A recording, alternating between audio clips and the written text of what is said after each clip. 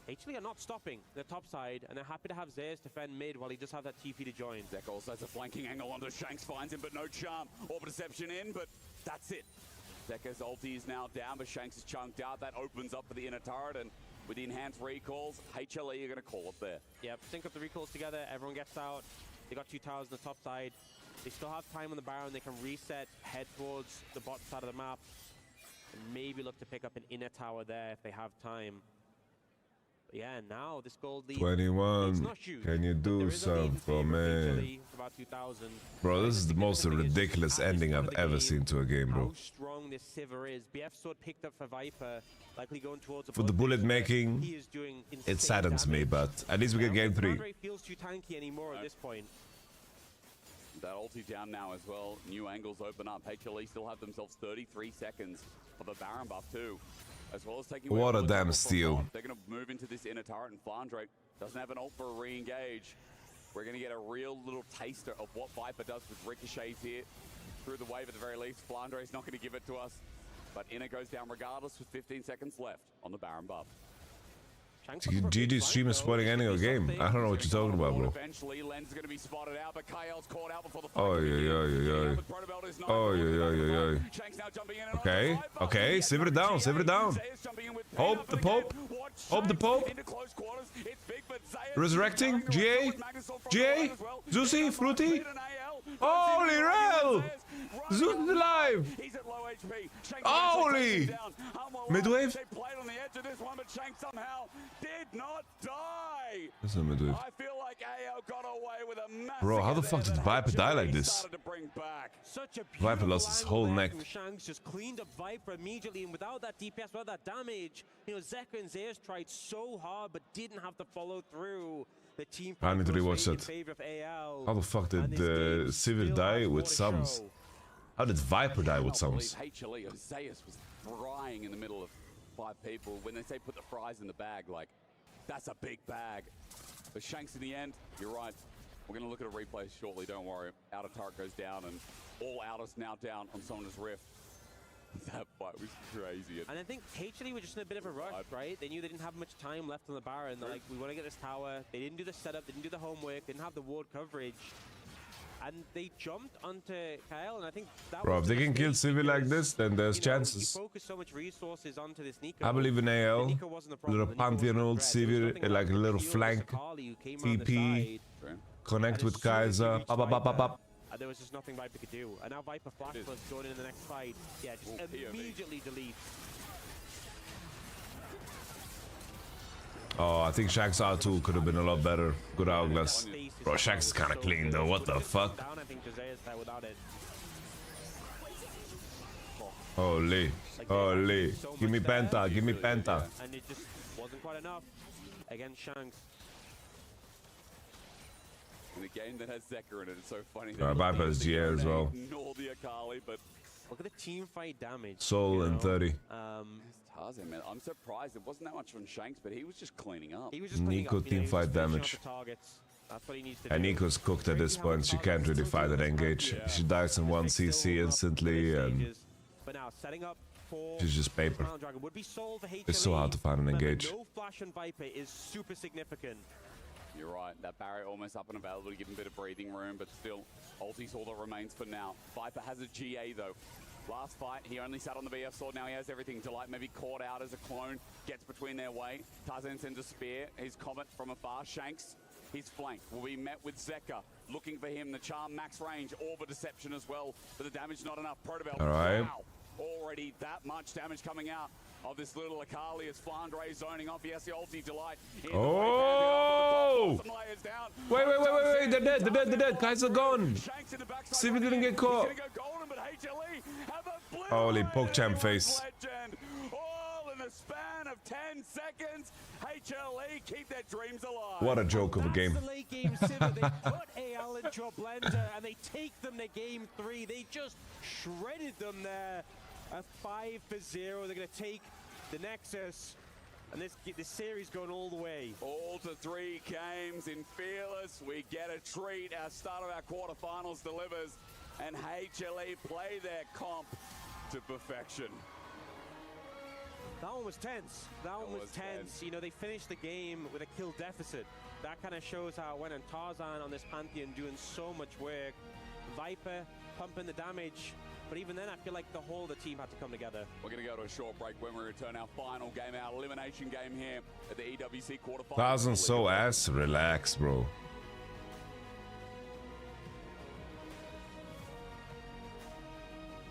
Relax, guys. Relax. Maybe don't bet if this is how you're going to react. Don't do betting if this is where your head goes to. This guy shouldn't have a job.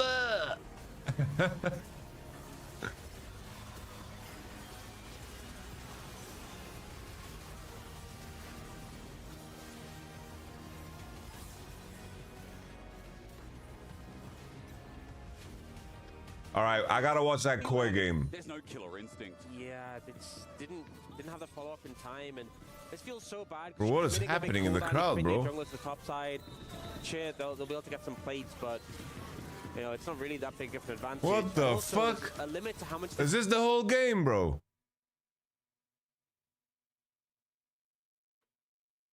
Can push because Driver's ult is coming up soon, so you know they'll push this wave in. They can't take any more because the next wave, Driver can just ult if he really wants to.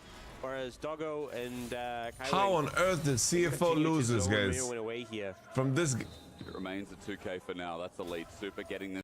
Elyoya has it in hand, but Junja with an impale ready wants to come in. Driver flashed over the wall for this. He's going to equalize down as Elyoya is the only one cooking for now. Pop Blossom off the side hits no one between worlds. Doesn't do much, but the Magnus Storm does. Keeps him in place as Kaiwing is a nuisance against the wall. Junja doing the same with an impale. Scrapping messy fight with the Chaos Storm, shredding down and charging everyone. An order that won't reach to full fruition as Koi are left with 4. It's only Elyoya for the Herald being the full trade, but I lead, finding a great fix they get like this. We talked about the gold lead being pretty significant. It was like, bro, 100% win ratio with crazy drums. At about 12 minutes. And Jin, one. Go over to Super. Played, Rapid Fire doesn't feel as good. The 3 Dirty Soul, but we're probably trying to find some setup here. It's all about Alvaro with the Tangle Barbs as well. Make sure you watch Super as Kaiwing's engages have been the fear for MKoi. The support of CFO has been carrying through the last couple of fights. And don't forget, Honky stronger than maybe you'd expect here on the Victor, as he's found such an early gold lead. Mid versus top right now in the bot wave, matching each other as Super's hitting mid wave, but CFO are in river first. You see Kaiwing just trying to threaten Jojo Pion here, but just lose some pressure towards, you know, that banana brush.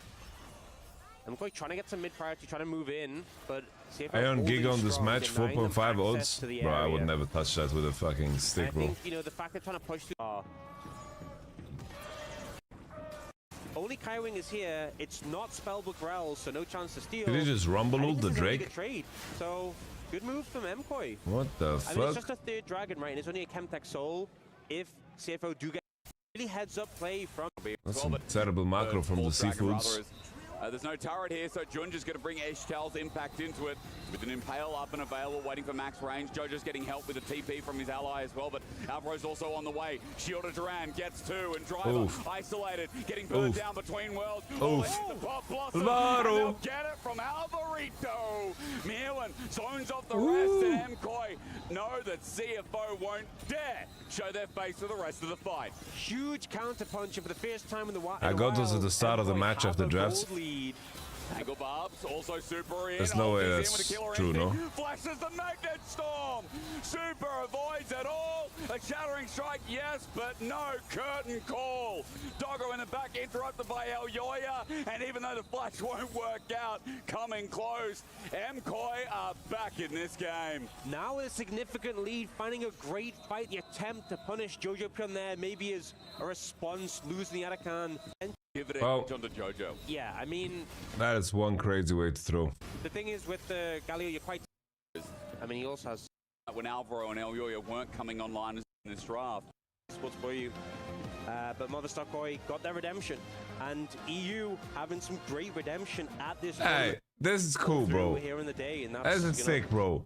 Bro, I hated the comment. I really hated the comment the other day. It's like, yeah, last EWC, it was very weird to see the crowd. It was just a bunch of Arabs wearing Saudi clothes. I was like, what?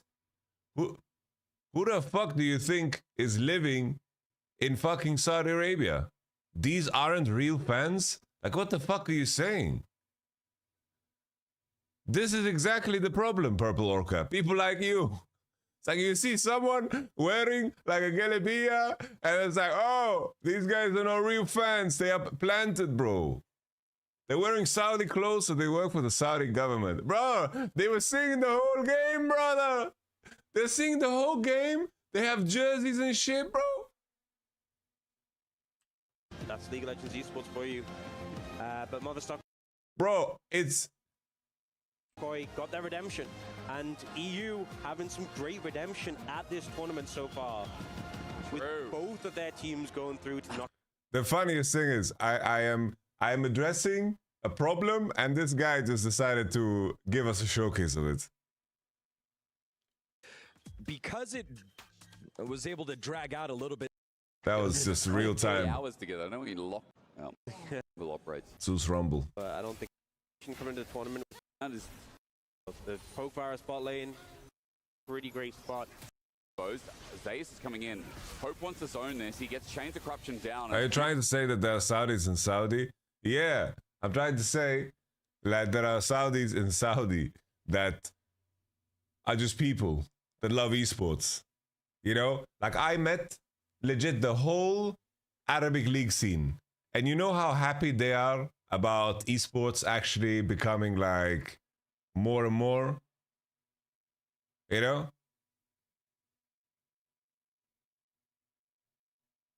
You know, like that it's more and more involved. They are so happy, bro. And it's the same for a lot of people in the Middle East. They're very happy the esports is, you know? Yamato's falling for the sports watching. Ah, shit. Esports after a huge follow-up by Viper on the Pantheon. This is one of my favorite fights. This is exactly what AL is good at. They come from 1, 2, 3, 4 different angles and create these super scrappy skirmishes on multiple fronts. And in the end, I think they just know exactly how to navigate that fight. Look at that snapback from Shanks going back, and the Yon tries to find an angle, but now we're gonna see the most damaged Pantheon ult I think I've ever seen. Brrr, flies right back in, and it's a nice cleanup from AL. And here I really thought the game would be a simple cleanup from AL, but boy, Cypher been wrong. Yeah, it was kind of crazy. I mean, at this point, Tarzan was just taking over the game again. We were already talking about AGAL. They were going to take the 2-0. Tarzan is the MVP of the series, you know, all this kind of thing. Didn't play out like that at the end of it. Spoilers for you all who missed the entire game. But yeah, actually a pretty close one, all things considered. You know, Hope got a lot of damage there at the end. You know, we saw Shanks coming back in with very low health, and AGL ended up winning that fight. Yeah, a big fight win, and I like the noise there. It sounded like the zombie Slayer Pantheon with the chainsaw going on through and mowing everyone down. Then Otacon time, we saw it last game where Hanwha Life were kind of running out of ideas and started the Otacon. This one looked like it was going the same way.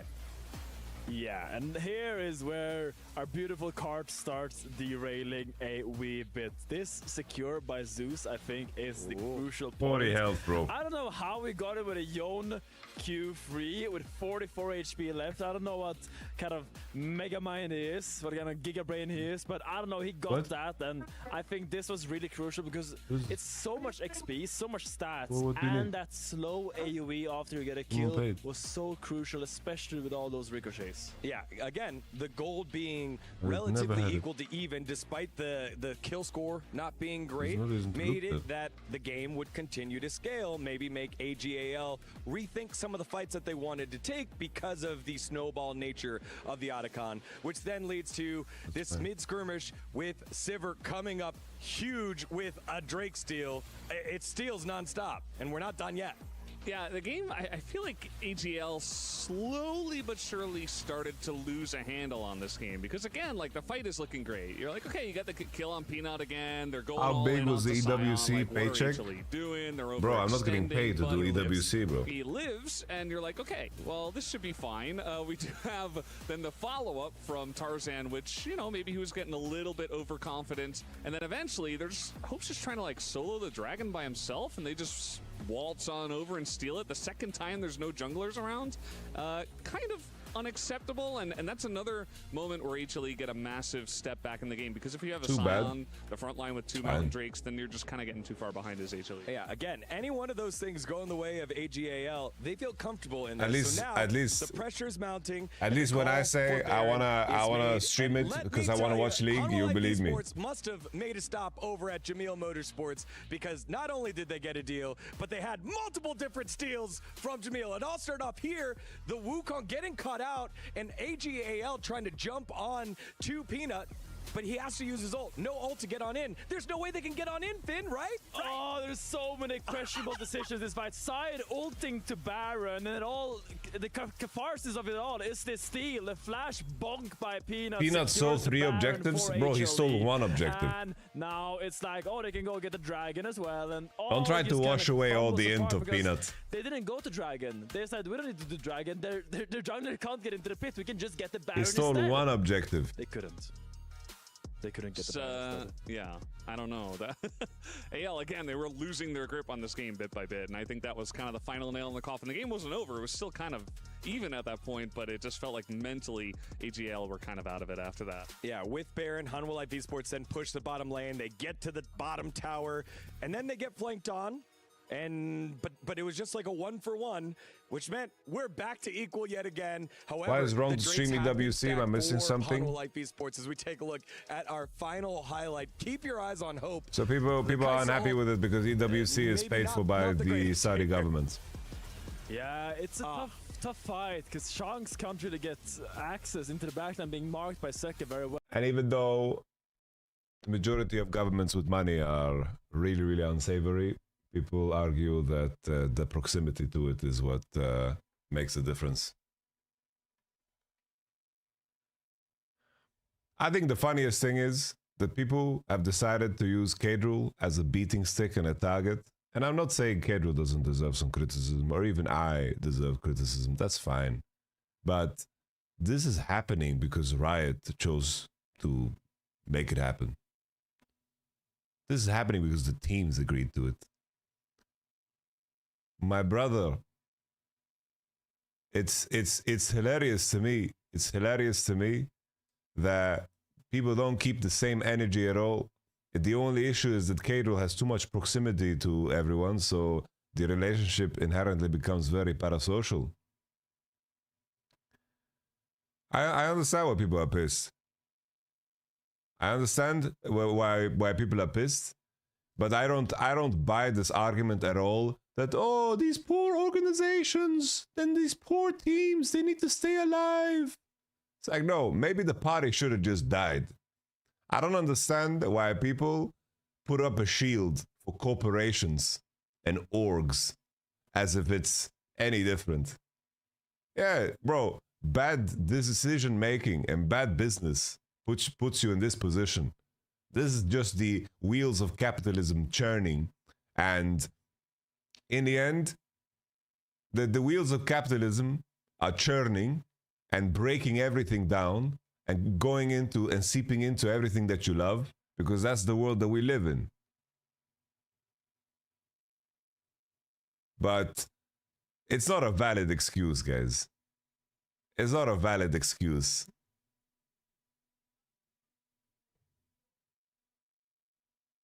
I don't think it's a valid excuse. And I repeat, I do think Kadril,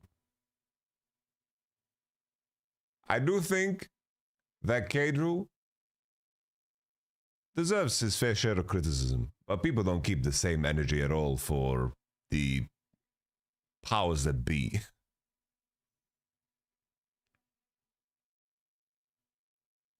blue side, you got to win on red side. You got to pull something out here with a terrible kind of run, and now momentum on your side. Will they be able to do it? Our knockout phase. Yeah, bro. You think all of these homies that are angry at K-Drew, as we send it on over to the casters. it's not a valid excuse. I just think K-Drew's in a far better position to refuse. Why? How? Why do you decide that? Look, you decided that for K-Drew. And who is behind these orgs, bro? Who are behind? It's fucking millionaires and billionaires in some cases. What are we talking about? Bro, who's behind the teams? Who owns T1? Who owns G2? Who owns these teams? Oh, the poor little beans. The poor little beans. Oh no, esports is not profitable. Again, people are deciding if K-Drew can deny or accept. I think if you look at the average of the series so far, pretty favored towards AL. Yeah. Because game 1, very favored towards them. In game 2, you know, HLE was down on the wire. It was close. Look, it was pretty close. I repeat, I understand where this energy is coming from. I get it. You have a privilege that you can raise your voice. You use it to talk about. AL still showing that they are a formidable team. The formidable team we saw at MSI. You use it to talk about something that is important to you. Fair play. Do that. Be angry at K-Drew. Be angry at me too. That's okay. I get that. Keep the same energy, bros. Keep the same energy for the powers that be, you know? Going to take away the Jace from Zeus as well. Yorick going to be banned. That was something they started banning in game 2. And the Poppy is something they banned in the first 2 games, but it's actually going to be AL who banned that Poppy away this time. How much weight are you putting into this tournament? I've always said, my take is, depending on the results, so if my favorite teams win, then I love it. And it's really important. But if my teams don't win, then it doesn't matter. Hasn't really been seen 5 bans, so we go down tier list of junglers.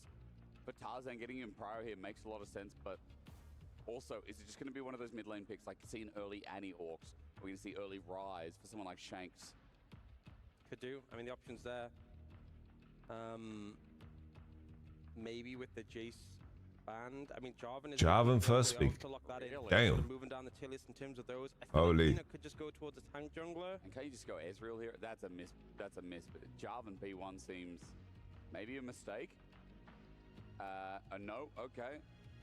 All right. Don't you just pull out, like, don't you have mobile AD carry like an Ezreal? T1 was this Tony, by the way. I'm from the future. Does it count then? That can just kind of all in and needs no. Yeah. Mobile carries. I feel like you could definitely lean into picks where the Annie Galio's open. Yep. The Galio going to come through. That partially feels like a little bit of a This would be a pretty big upset, right? No. Galio can be pretty punishing. Bro, it's how I life, bro. Look at the team.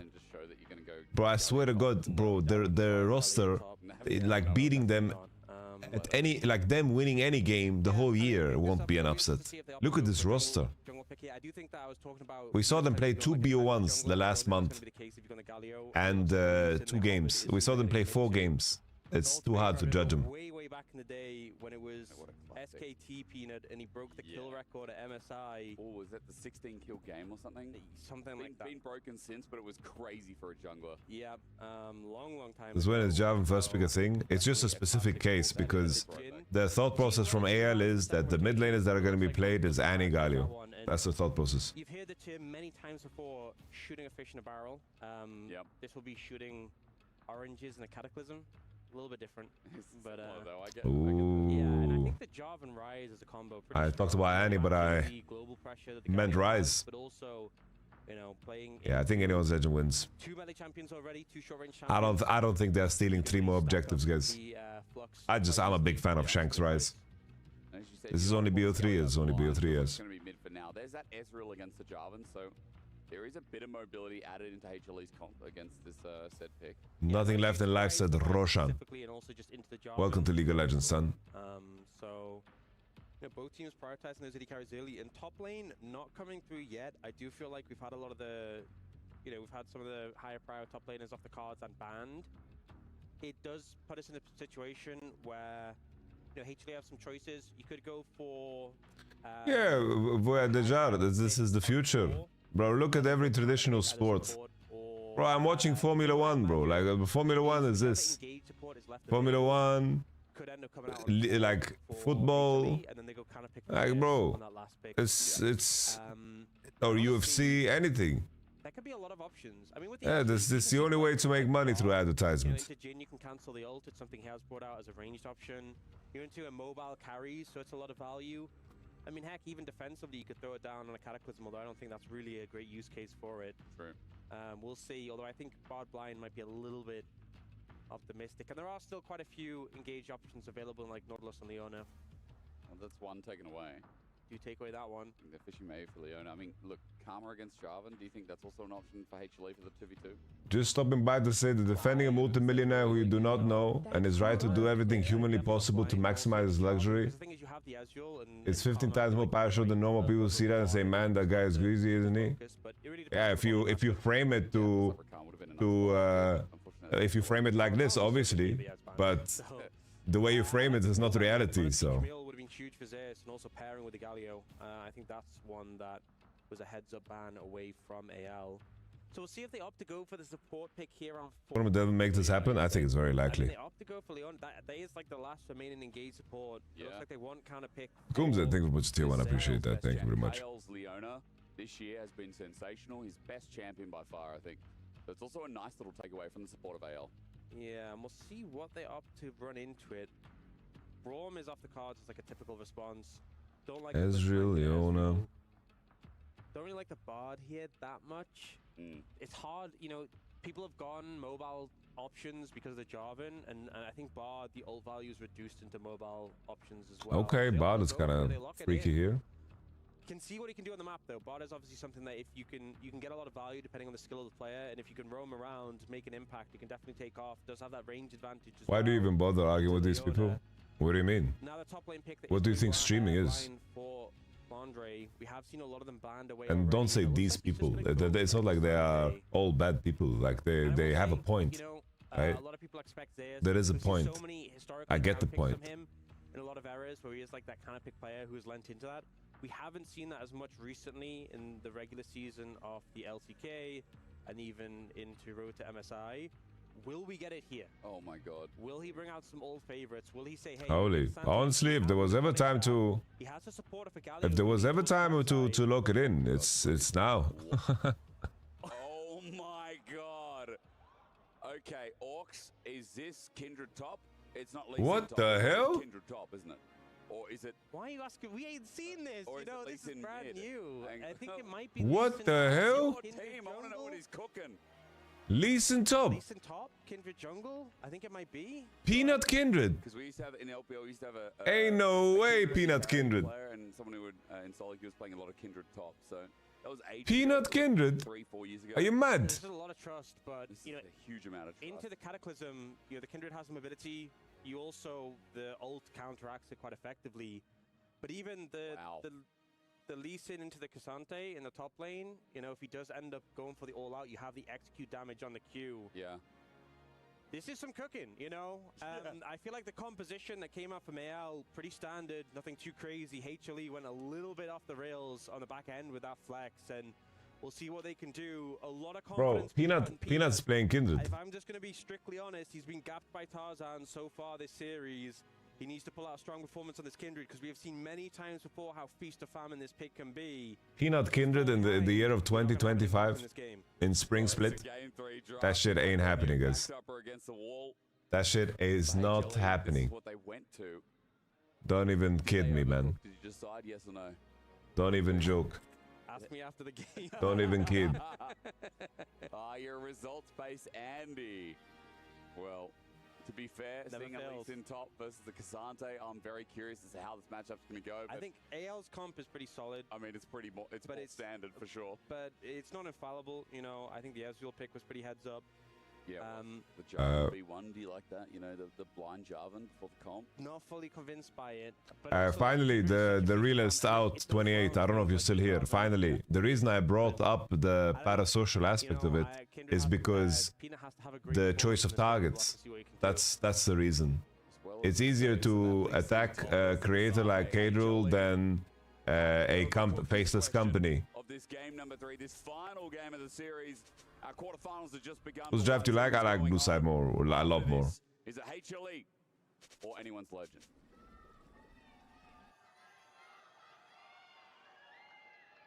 I think anyone's legend win here, bros. Needed that bit of spice. We have Kindred, bro. Peanut Kindred. HLE are going out, they go out with a bang. If they take out anyone's legend, they take him out with a bang. Either way. You know, I wouldn't have put it past Anyone's legend don't have a new sponsor. This is basically, this is like a team that is collecting points in other sports. HLE look for deep vision here after Hope is just spotted out. They'd actually end up going for it. I think Aware would have just been cleared out pretty quickly if they did. Yeah. I'm trying to fake that they put a ward in that brush there. But early information is so important. You know, we always talk about Kindred and the stacks. 4 stacks is when you get that first range upgrade, and then it's every 3 after that. But that first 4 is like the biggest spike. True, but I think it's also that we expect more from Kato than Riot. It's not quite the same. Fine. But it's like you're half a champion. But that's parasocial, wouldn't you say? Like after that, more stacks is obviously nice, but really, we've seen games where Kindred's never hit those 4 stacks, and it feels, you're just an ult bot. You feel so underwhelming. So tracking those early on, seeing what Peanut can do, seeing if he gets lucky around those first spawns is going to be a big factor. FO test, you can. Just go on Discord. As you said, it's been a rough series outside of a couple of steals and Don't talk about this here. No politic here. Cool team fighting moments last game. All right. Like the interrupt and the Shanks. Listen with grasp. That was about it. I'm curious about top lane matchup. This is one that, like, you know, Finn would obviously probably know because Finn plays some wacky stuff. Yeah, it's been a while since we've had too much Lee Sin top. You know, Rascal was known for it in the LCK. There was a period where they were playing it a lot. Yeah, but that's the issue, Soikrom, is that you have in your mind chosen to just make a company faceless. That's the trick is working. And then, like after 6, if he does go for the all-in, you can kind of just burst him with kick and the execute because he has that lower threshold health. But we will see. Obviously, a lot of early power from the Lee Sin. Kind of why he's picked in the jungle. Sonic Wave taken there. And you can see already Zeus in a good position. Just a punt from Zeus, or rather Zeka. As Shanks, well, pushes forward. Thinks he has killed. Oh, no mana for the Q! No one more bolt! No flash is actually a problem, guys. Peanut might collect them, guys, on the Galio flash. Because he's got Nimbus, he's gonna charge, and then dish. You know, flashless Rise, when you have a Galio with flash, to me that is such a signal of a free kill. To be set up later on, and Shanks feeling himself but doesn't quite calculate the damage. No mana, baby. Probably like, you know, an extra mana. Yeah. Mana. I think it's always harder to judge with Galio because he has like the damage reduction on his W that lasts a bit longer after the shield as well, and you know the resolve defensive runes. Lucky. Is this Peanut's first mark? It is. He high rolled. Oh, here we go. I mean, for any Kindred player, they know they're like, it's a 50-50. What side of the map am I clearing for? Yeah. And he got it. And Tarzan and the pigs are coming down. And probably like, oh. You know, personally, I think. Oh, Bousy? So, like, the first Zeusy? Zeus FFS? Like, once you take one, like, either Scuttle Crab gives a mark, and once you take one, the other one loses the mark, and it's no longer a coin flip. And balance him around that, because I feel like the 50-50 is just so silly. It is. It's so but if it was, so you're saying the first scuttle no matter what, so if one's taken, then the something to add, if anything, though, is that it is a hard Javan game. It is a hard Javan game.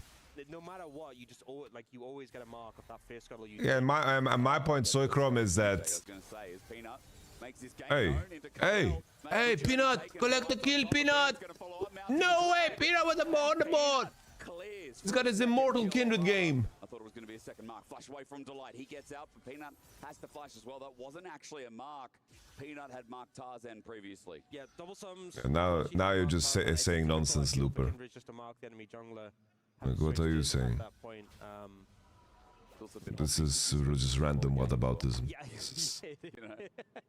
Oh, I wonder what that is. Peanut's the best Kindred on the server, guys. Like, he's just... Subtle, real subtle, mate. I saw him on a secret Smurf, guys. He was practicing Kindred only for this moment. That extra mark, you'll absolutely take it. So, positive moves there, and we do see the swap coming through. This lands that. And Hope is tagged out, low on mana as well with Safeguard and Iron Will. Zeus just pops him for a bit of attack speed, and Hope in a bit of trouble. The good thing in the lane swap is he can just... Zeus just got his ult, right? And genuinely, if he had his ult there, might have been able to kill, because I think a little bit longer, the ult to suspend... Yeah, I'm not reading all of that, Bugs. Maybe.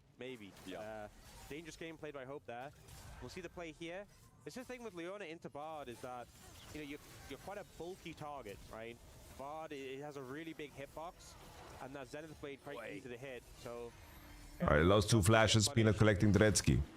Now Peanut moving on to the Dragon. There's a picture of a 5-year-old Peanut playing Kindred on his Windows XP PC. True. Success story so far is his Kindred. I mean, an early kill too. Yeah, I mean, still a slow start in terms of marks, but... Holy Peanut the GOAT, man. He's got 1 mark on the board. Oh, hi, Mark. I don't like that this Rise is getting away with no flash, though. Like, Zeka's Nimbus Cloak, I think they can one-tap him. For the time being, Peanut is beelining towards it, but Tarzan's going to take it out before he gets there. This 2v2 might escalate in a minute 30 because Grubs are up. True or false, Salih is a fake champ? Oh, that's false. Long sword, bit of an advantage here over Tarzan in the early game. Literally won game 1 here. Yeah, definitely the start. And the thing is as well is that even if you don't have the marks from that kill, like the extra goals are going to make getting marks easier. Yeah. And push in that direction. Obviously though, Tarzan does have that level 6, that Cataclysm. And you know, you have that crazy when you at the side too. Look for, particularly Delight level 4 with that. Maybe Lee Sin Top is broken. I have no clue, bro. Bro, if I'm alive, win this draft, bro. They're winning this tournament. I swear they're winning this tournament. I swear they're winning this whole cup. This is over, bro, for everybody. If How Alive win this game, it's over. Genji out, T1 out, everybody. I don't know. Personally, I think that's the sort of thing that you should... No politic here. Free. Palestine. Free. I feel like we saw a game earlier today where the flash was bitten proactively and it was actually turned around quite effectively, and there was just repeated ganks to make things happen. Yeah, mobile mage with no flash feels very easy to do so. But you're right, Peanut doesn't get anything in the end, and that flash is about to come back up. So at 7.5 minutes in the game, this is that 1 kill towards bot. It's still Peanut with a bit of a lead. It's still an early game that you can be proud of here. Next mark, though, just going to have to crack it out as Grubs is spawning in 10 seconds. The reel is out, bro. I don't know what you're responding to anymore, brother. Like, we have lost the track of where the conversation was. I don't remember the last thing I said to you. I don't know what you're responding to anymore. He does not either, so it could just be a 4v4. Peanut now looking towards the top side, maybe the Grubs. Timing going to be rough here. Flag down TP first. is just going to be from Leona. No TP to the top. What is this draft from How Alive? This is a fuck you Javan draft. But I'm not a believer. But let's see what they can make happen. Tempered Fate, the advantage misses though. So now that's down. Try to use it with T1's own. All right, combination. Tarzan EQs through. Peanut has ultimate. That's the ultimate. Peanut sitting in Lamb's Respite. Tarzan. Viper. Here comes Zuzi Fruity. Tarzan is out. Banana. Peanut gets another mark. Meanwhile, HLE are fending off the rest of the fighters. AL will not come out of this one without the Grubs, or rather, with the Grubs. And that no TP. Zeus moved. Peanut so happy that Tarzan just flag and dragged over the wall to deliver the kill to him, deliver the mark. You know, it was actually the ult from Viper that secured it, but mark goes in favor. And it is Grub advantage towards AL. We also saw Zeus move up towards the top side, so a little bit of a lone time for Flandre, but I think HLE happy with the outcome overall. The fuck you, Javan comp is popping off, bro. Great spot. Orcs, I see 2. 2 out of 4. I see 2 out of 4, yeah. Won't be able to get that third mark that's on the left side of your screen there. Who's he gonna mark next? Don't know. Who would you put on? Who would I put a mark on?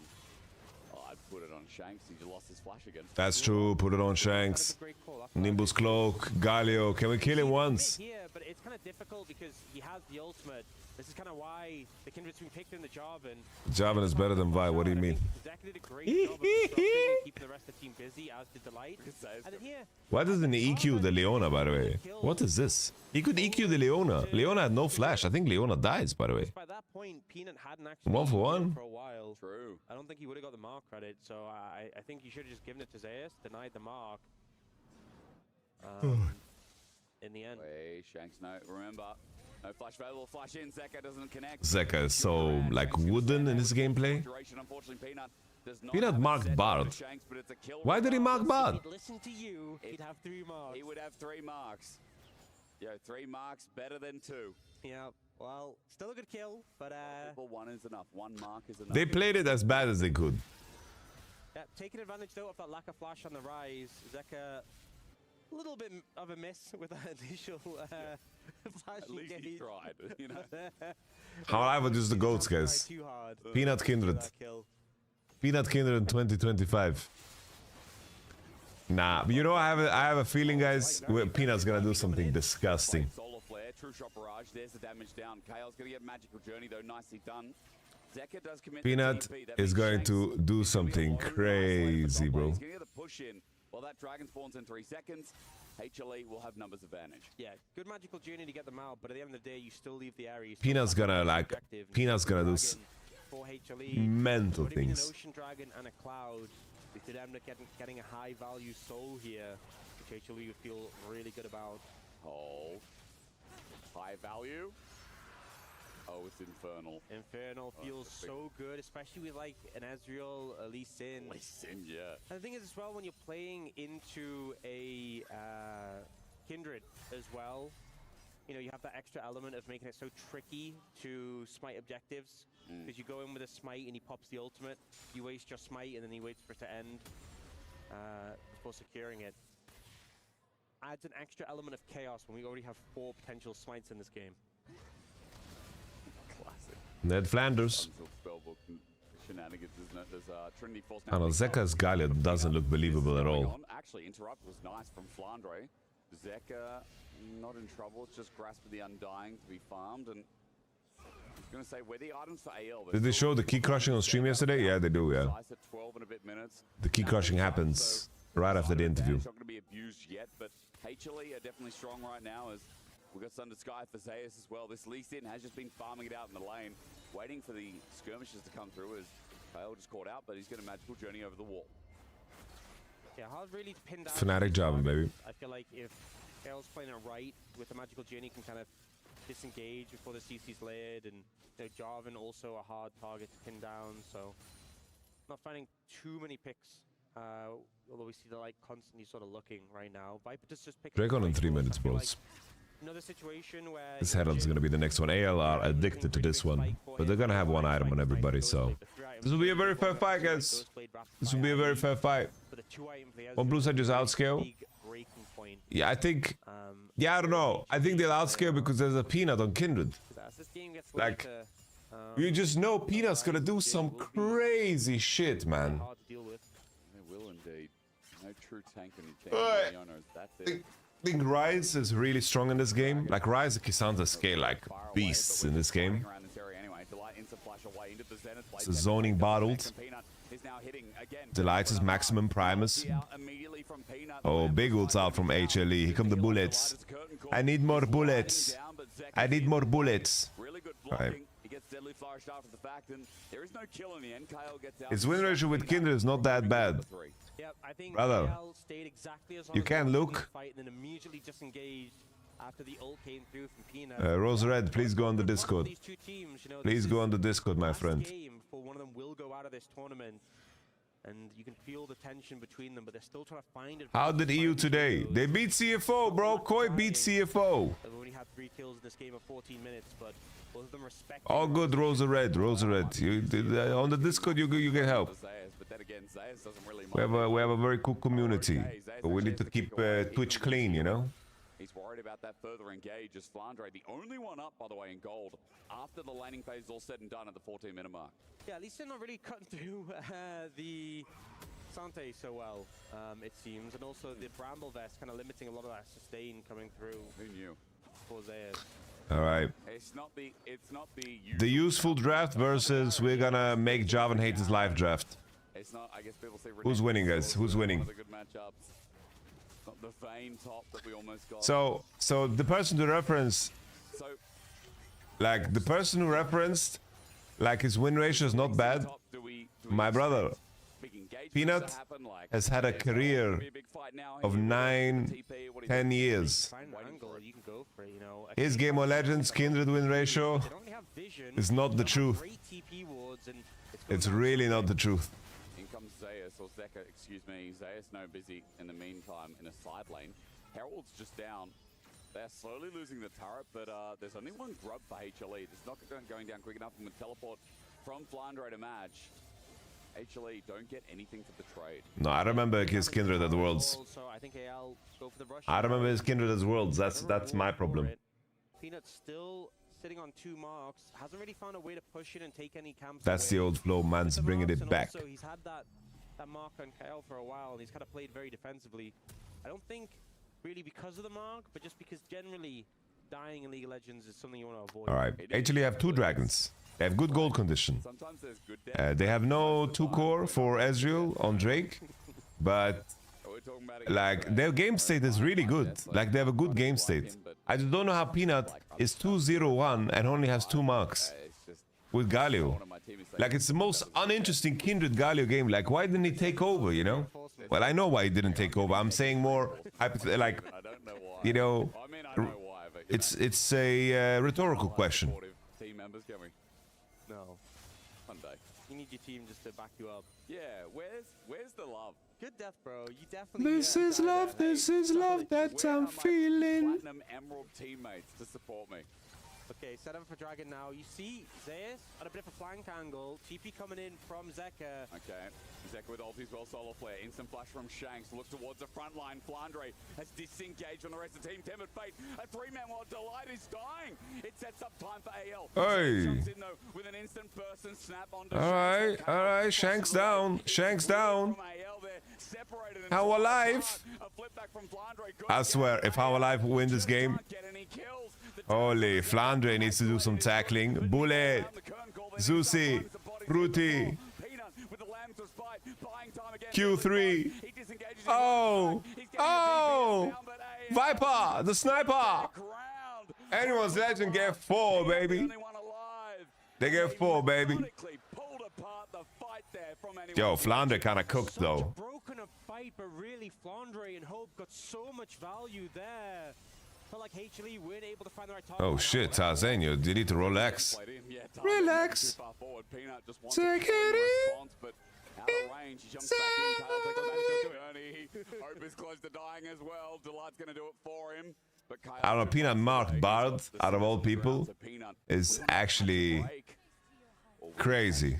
I'm not sure. He's not gonna go too far. Is the AL the best LPL team right now, or is it IG? Technically, AL don't exist right now, so it has to be IG. Anyway, so the fight, so something significant. AL renamed to AGAL or whatever they are at this competition, so IG is the best team. IG have the most world champions. They have the most world champions, MSI champions in the same team. Relax. You think G2 can win versus Billy? They can. The same way I could walk to Asia. I could. Theoretically, nothing is stopping me. Oh my lord. Yeah, Ori, look at that fruit. Look at that fruit bowl. Ain't no way. Look at that fruit bowl. That's a Saudi money fruit bowl right there, man. Come on now. We were at 18 minutes in that fight. And Cassandre did almost 5,000 damage. That's how long he was staying engaged for. I thought Cassandre got nerfed. Can you walk to Asia with Labrov on your shoulders? Little do we know he does true damage now. Why is he back? You know? He's just always That's like the League of Legends version of could you do it on a rainy day in Stoke? Maybe the least in top is indeed The 24-karat Labubu. Well, so far, La Blob I James. don't think Zeus has done much. I mean, he did get that kick on a shank. He got the kill on the Shanks. That was a nice kick. Yeah. But then they're also lacking a lot of damage in that fight. You doing alright? I'm a bit sick. I'm a bit like... this MSI illness is rough. I should drink my medication. Thank you for reminding me, baby pig. How are you, baby pig? Being short range into Cassante, Jarvan, Rise isn't fun. I lose a bullet to 3 random objective steals. Viper also not quite at that significant spike, the 2-item spike we always talk about with Ezreal's. Deadly Flourish. They did connect. I saw Hope just take a chunk from True Shot Barrage. Cheers. Are posturing around Alakan, but this has been a semi-throw this series. Alakan has not been so disgusting. at the time it's the correct decision. But maybe AL are just standing around it so that HLE started up. Also, they know they're jealous. Like a baby. Can our live win? Like, oh, I think their draft is ass. Attacked it. It's a compulsion. You can't help it. Alakan is so dangerous. And they just go back to it. HLE are backing off. Big Clan was disappointing. Bro, I'm hyped for IM Cologne. They just control vision. Colonia. What's next, Dragon? Minute 30 to the start of that Infernal. I mean, that's the thing. When the Alakan is next to the Dragon, you're in a position where you just control the vision in the area, and even if you don't do the Alakan, Can you close you with Reki? Dragon in the future. Now they are looking for this bot lane tower. Reckless is a CS enjoyer? There's a ghost that's just popped as well. I mean, Hope is getting the push. It's a kindred to I don't have that type of relationship with Reki, bro. The vision, Delight gets a ward over the wall. Peanut on vision, though. On vision, he clears it out, but he's caught out. He's tempered fate. Peanutty. Peanutty. Bullets. Bullets. Once again, and the full shot into Delight. Good poke on Delight's maximum Primus. Take the turret with the back end of the chunk. Yeah, but a poke coming No, like, obviously, I've known Reckless, and we've spent time together, and we hung out at events or whatever, but...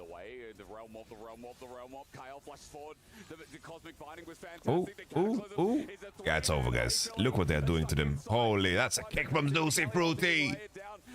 Oh, Znooz, did he save it? Oh, did Peanut just save everybody? No, Peanut, what was his ultimate? Are you mad? Just cannot die. The winds are blown out of Peanut, enemy Peanut, enemy Peanut. It looks like in the end AL stands stronger. Enemy Peanut. And so many members of AL were caught. Oh, enemy Peanut.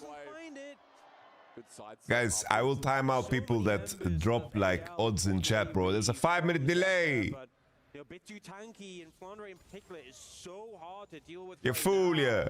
Able to cut through. We do see Dragon spawning up now. Peanuts. There's a delay! You know how far Saudi Arabia is from Europe? They're sending it by pigeons, the game. Peanut is heading over, but not towards the bottom. There's pigeons flying, informing us about the game. Mark is not up there. It's at least 20 kilometers, man. Yeah, perhaps at least. They're not going to immediately start it up. I think he's right, though, because they got vision on it. And Tarzan's taking his time to get there. He actually took Raptors in the meantime. That ward stays there, flags down. They now know Tarzan's on it. Bro, why did we all know that Peanut's gonna grief it? Why did the whole world know besides HLE? I think the decision, the call has been made. We're not fighting Dragon. Yeah, they're leaving it. We're missing a lot of key Hey. missing a lot of key abilities. And I'm in the corner, watching you kiss her. Whoa. Peanut keeps dancing on his own. Why does Peanut not mark anybody? Mark somebody, Peanut. Peanut. Peanut. Nothing but a peanut. Alright, Tempered Fate, Q3. Here comes. Oh no, Zeus. It's the Lee Sin Galio combo. That's why they drafted this. Yeah, yes. The Kindred ultimate. Melee Kindred. Guys, that's why we drafted this. The Lee Sin Galio combo. The Lee Sin Galio combo, guys. Woo! The Lee Sin Galio combo. Woo! And now Atakan picked up by AL. Big lead opened up. The extra stats, the extra nice. XP gonna come through. They have like 0 damage. Guys, How My Life made a draft called 2015 Classics. Like, what is this draft? Guys, if Jarvan, if we all have the maximum amount of dashes in our kits. Kindred has dashes, Lee has dashes, Galio dash, Ezreal dash. then Jarvan won't do anything. But what about the other champs? One step at a time, one step at a time, Viper, one step at a time. He is by far the main character. And so Zeus tries to find an angle here. Initially, a lot of focus put onto Zeka to get him with a Tempered Fate. Bonray gets the flick back, but then the kick attempt comes in, but it's a great flash from Hope. But look, they try and focus down the Cassante, and he just doesn't die. And eventually, they have to commit the defensive ult. And it just ends up, saving Flandre as well. But I think if they didn't ult, they would have just all died immediately. But, doomed if you do, doomed if you don't. I don't know what we're looking at. It was like he flashed and then did the Charleston slide or something. What's the theoretical role of Lee Sin in draft? Just a decent pick into Cassante that has good play into Jarvan. That's all. That's all. Viper's damage. Viper's doing a lot on How are you doing 5.2k damage and he's still not dying? This champion's not balanced. Guys, Niv, where's Showmaker when you need him to shout out Niv Cassante? Oh my god, we got another one brewing surely. We need to copy faster back. Alright guys, Peanut's stealing this. I feel like HLE, they threw this draft up. Peanut's stealing this right now. Let's throw a spanner in the works. Call it what you will. The Lee Sin R5 pick. Sorry, it was Kindred R5. We saw the Lee Sin earlier on, obviously. It turned to be a flex. But I don't know how much work it's doing. Peanut's caught out. Oh, Peanut's stealing this Nash, guys. He got it. He's gonna steal it. It's doomed, and are gonna get the kill and help with the Baron here. No smite available. Yak is better than Peanut. I swear he is. Miracle still here. He's the hero of Korea right now, but with the Golden showers. Grab him for hours. AL turn for the fight instead of Baron, and they make it a sure thing. No steal in sight. AL don't give any opportunities over. And this two-shot Banana. Unfortunately, will just do a bit of poke damage, but unbreak my heart. Tell me you love me again. Is it single elimination? Yeah. And Peanut's still struggling to find that 4-stack. And you know what? I talked about earlier. 3 kindred marks. I think this might be one of them. I think this might be one of them. The fact he even got the 3, I don't know how that happened. Must have been from an assist in the last fight, but it's definitely not coming from any camps because they're gone. Look, I think sometimes when you have a big goal, it can be a bit overwhelming and seem a bit impossible. So you break it down into smaller goals, right? I think the goal right now is let's get Peanut to 4 stacks for HLE. Let's focus on that. That seems like a small goal, but I'm not sure if that's small enough. Let's not worry about winning the game right now. Let's focus on that because AL. Hey. They have a small goal of winning the game. That seems very doable for them. Yeah. Especially given how that play went. But for HLE, 4 stacks. That's all we're looking at right now. If you can do that, then we'll talk about the next step. Okay. I want to give highlights. Tarzan again, 100% KP. Kale's Bard has actually been really clean. Yeah, a lot of impact. And they stole the Leona for this. The Shank's going to be cleansed away, but look at the damage he's got. Machai's. Kale sent him a magical journey. Kyle is golden. Why are these 3 stooges fighting like this? Why are the 3 stooges fighting like this? With a slimmer of HP, and Flandre is here again. Raid boss returns. GG. An easy kill. GG. But the patience from Hope. 4-shot damage. Viper is going to be joined in by a team Realm Warp. They bring minions as well. GG. Any variety gaming today? Nah, not today. Won't get a chance. Has to flash away. AL moments away from knocking out HLE just as they've arrived. And AL making such a convincing case. The Sound to TPs. Was such a struggle, but the 2 games. Guys, anyone's Legend won 3 games today. I don't care, bro. Bro, the small penis energy about LPL after that game 2 loss was crazy, bro. You be like, oh, LPL, let's get on losing, it's LPL. Top lane is smurfing, and so is Kyle. Time stands still, but only when you're hopping on Anime Girl Simulator, Anime Horse Girl Simulator. That doesn't sound like a game I would enjoy, man. GG. Lovely. Huge win for them, they were on the receiving end of 2 series losses. to LCK teams at MSI, and they get to hand one over to HLE, and the team who won first stand. Obviously, a really stacked roster, but not able to match up to this team on the day.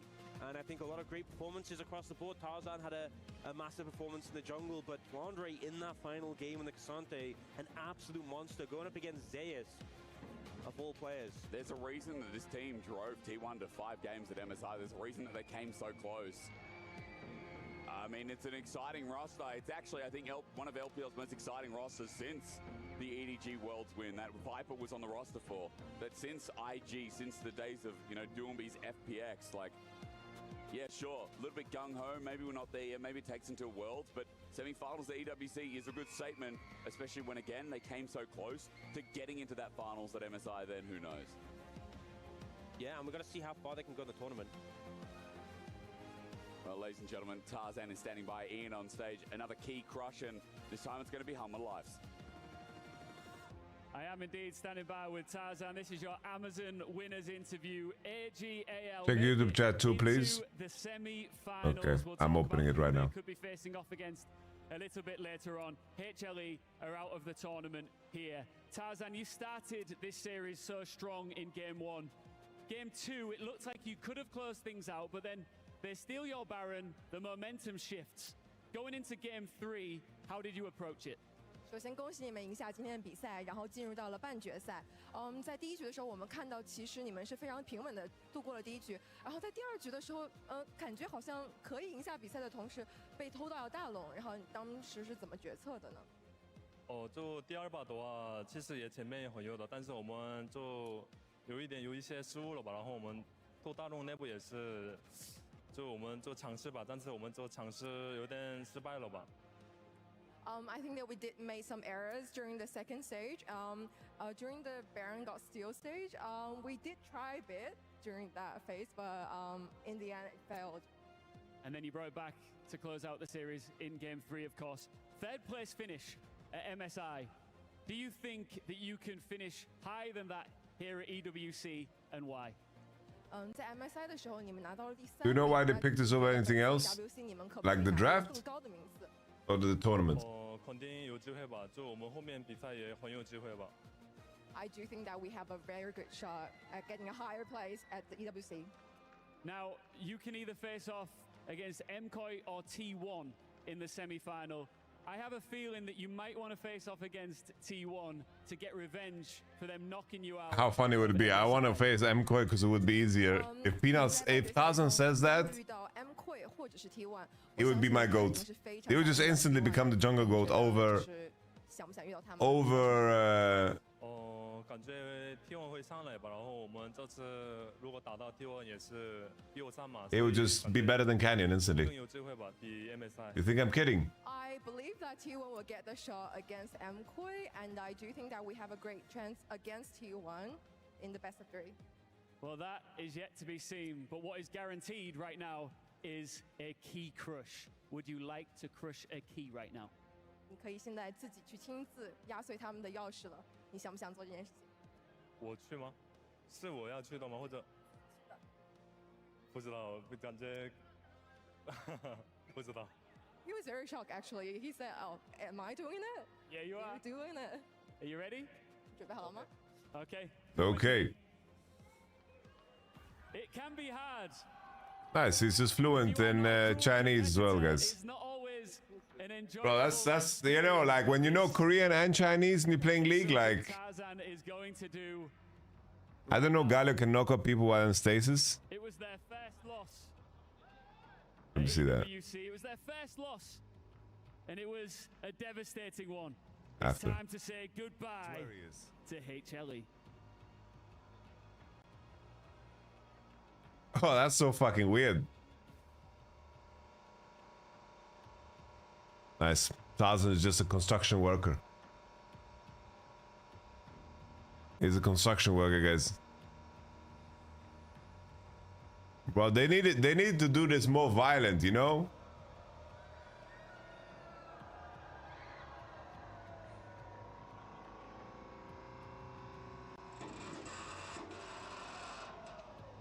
More, Tarzan, more!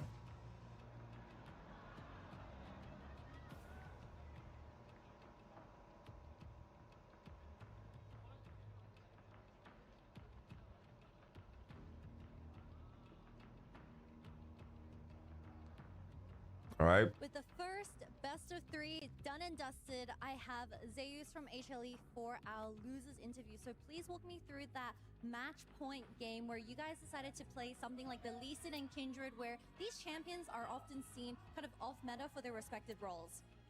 일단 첫 번째 질문으로는 일단 3경기에 Bro, Zeus's hair is getting crazier and crazy by the day, bro. 좀 특이한 조합을 들고 오셨어요.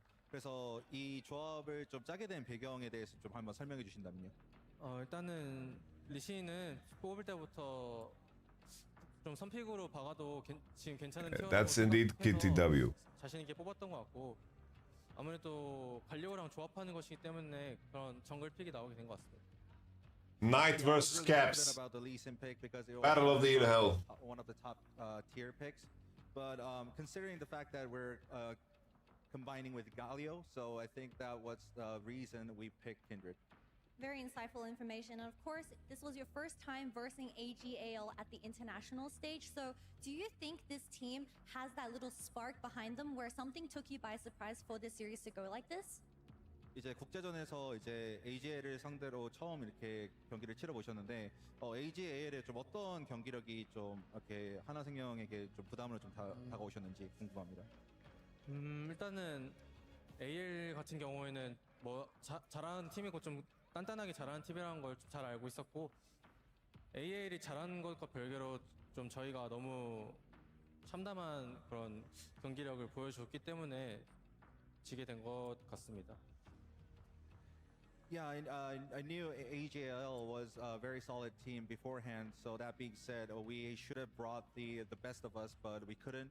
It was a very awful performance from us. So I think that was the reason we lost. I see. Well, it's time to say goodbye to Zeus and HLE from the Esports World Cup, and back to you guys, Digon. Back to you guys, Digon. All right, Digon. Thank you very much, Kitty, Maddox, and Cheryl, and In Chambers for all the insights that we had from both Zeus and Tarzan. It is AGAL outlasting Hanwha Life Esports in that game number 3. Many different angles to look at. The draft, the fights, the ults, many different ways, but in the end, all that matters is that AGAL survive and will move on to the semifinals. Yeah, I was a little surprised from the draft, first of all. Hanwha Life picking Lee Sin into Jarvan, which is a pretty normal jungle matchup, although not something that Peanut's particularly known for. But then they ended up flexing the Lee Sin top lane, taking Kindred. His rename is Athena? That's kind of go very well. crazy. Though. Kindred didn't really get a lot of stacks, even though he had a pretty decent early game. And I'm not too sure about that Lee Sin top. It didn't seem too impactful. Zeus seems like a bit of a grasp merchant this series, you know, pulling it out on Yone last game instead of the lethal tempo, and then this game on Lee Sin versus, you know, something like Conqueror, which is pretty non-standard. It is really good for laning, but I was pretty surprised to see that. I think it was pretty clear that the value compared to the Cassante was just not really there. And, you know, in a game 3 where you're trying to be tricky and then you pull out this Kindred for Peanut and then he has a game like that, which he was doing okay. He was like building up and we thought, hey, you know, maybe he can build up to a great game 3. But you know, Zeus obviously isn't going to say it, but I personally think that Peanut had a pretty poor game number 3. And unfortunately against a team like AGAL, you're just not going to win if that's the way it goes. I mean, in his interview, he did say, hey, we lost because we played awful, picked a very specific word to describe that.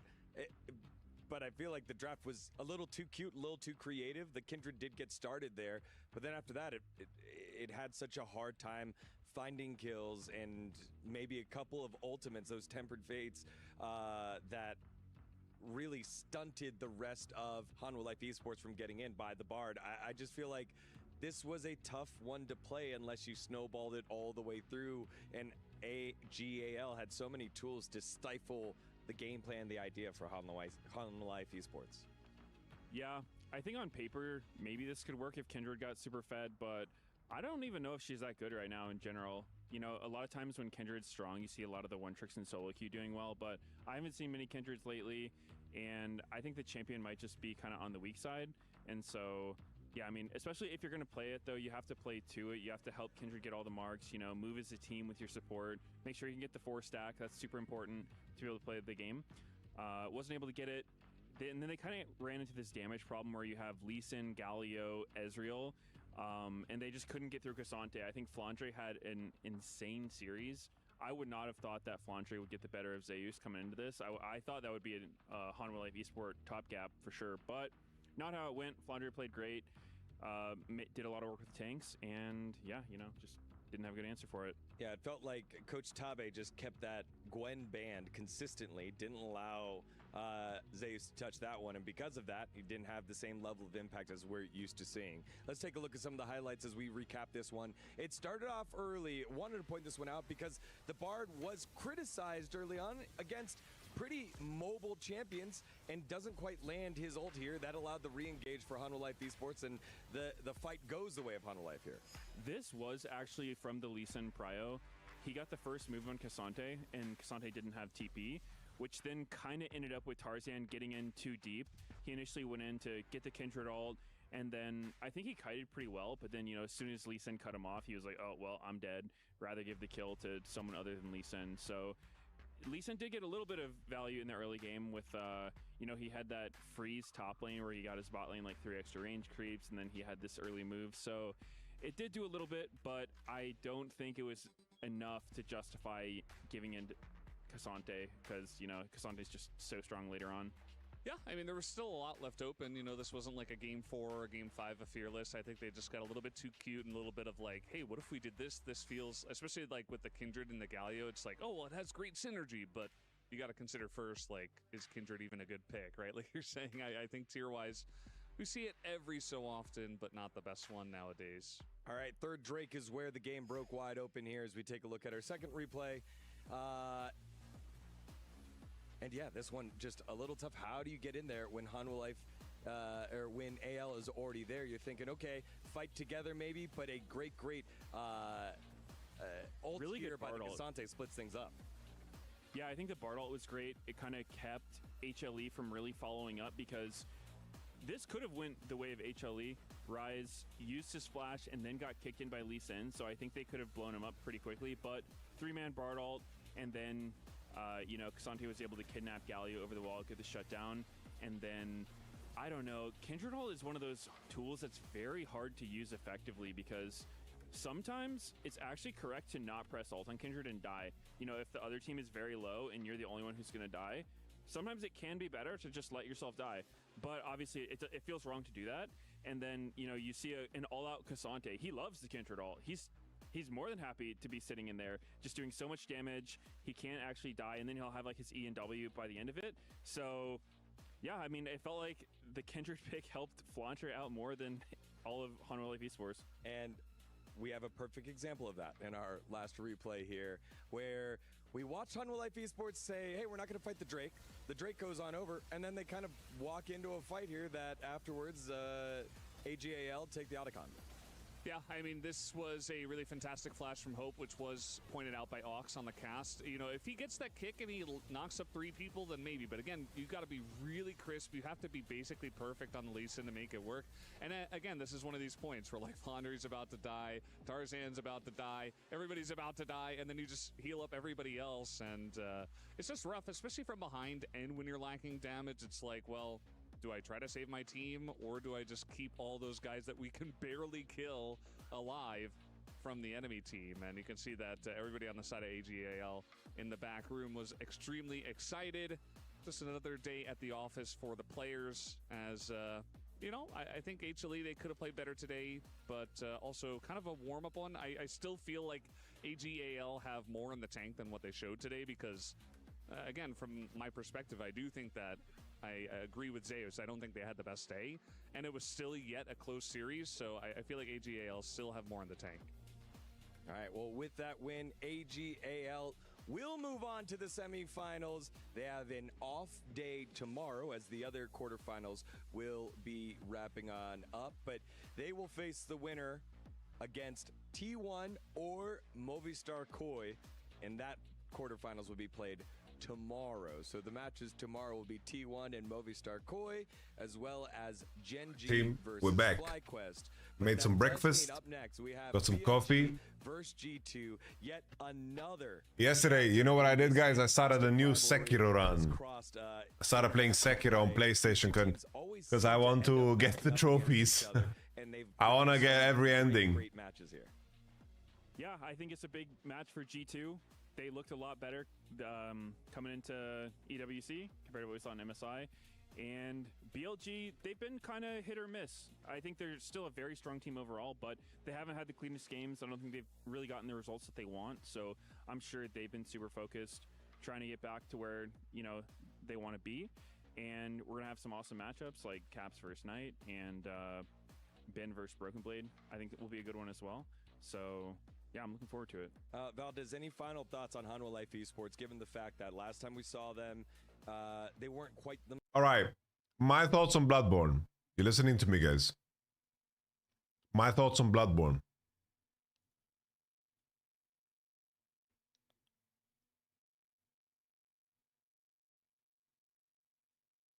My thoughts on Bloodborne. It's coming.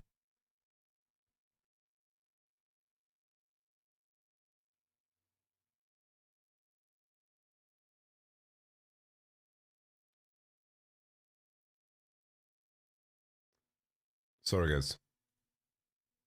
I need to change the thumbnail of my YouTube stream. Let me fix that.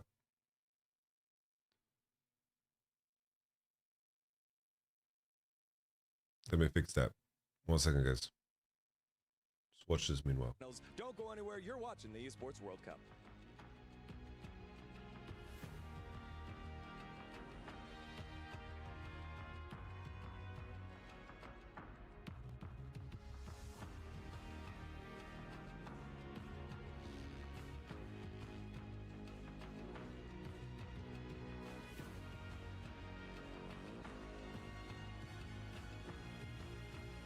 Why the fuck did I change the thumbnail? I have no idea.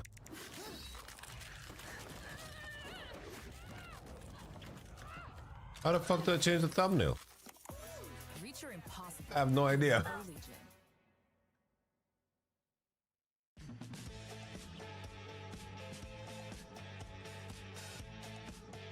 Wait, I'm gonna talk about Bloodborne very soon, guys.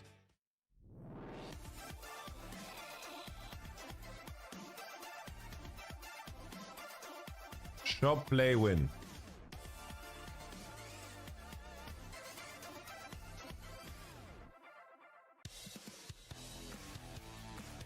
All right, there we go. I got it. Video editor.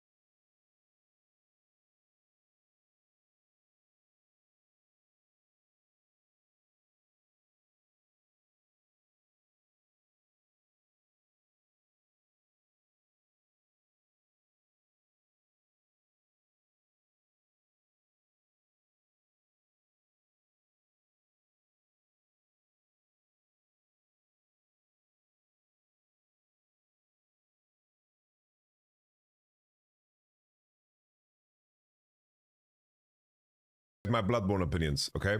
Before we go. It'll be very short, but it'll be very short. My Bloodborne opinions. Basically, I think the weapon play, the rally system, the world building is fantastic. Like the weapons and the rally system is insanely fun. The world building is amazing.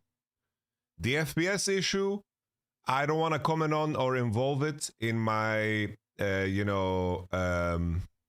assertion of my opinion and my ranking of the game. But I do think that Bloodborne is a little bit like overrated, a little bit overrated. Because I think the bosses, there wasn't a lot of great bosses, I'm going to be honest. I think Maria was really fun. The Father G was really fun. I think that the Alien questline was really fun. Like any fight that puts you in combat against other like humans, I thought was super cool. I haven't looked into the lore videos, so I'm probably like missing out details the same way as when I played Elden Ring, that you miss out details. Definitely that happens, you miss out details. But the big bosses, it's just boring because you kind of roll inside of them, beat the shit out of their leg, and then that's it. I just think that like anyone that puts Bloodborne over Elden Ring or Elden Ring DLC or Sekiro, it's like obviously these are modern games and they're fine-tuning on the same skill set. But I had fun. I had really fun with this game. Really fun. But I think the majority of the bosses are just trash. Like the majority of bosses are just not good, I think. I think the majority of bosses just weren't great.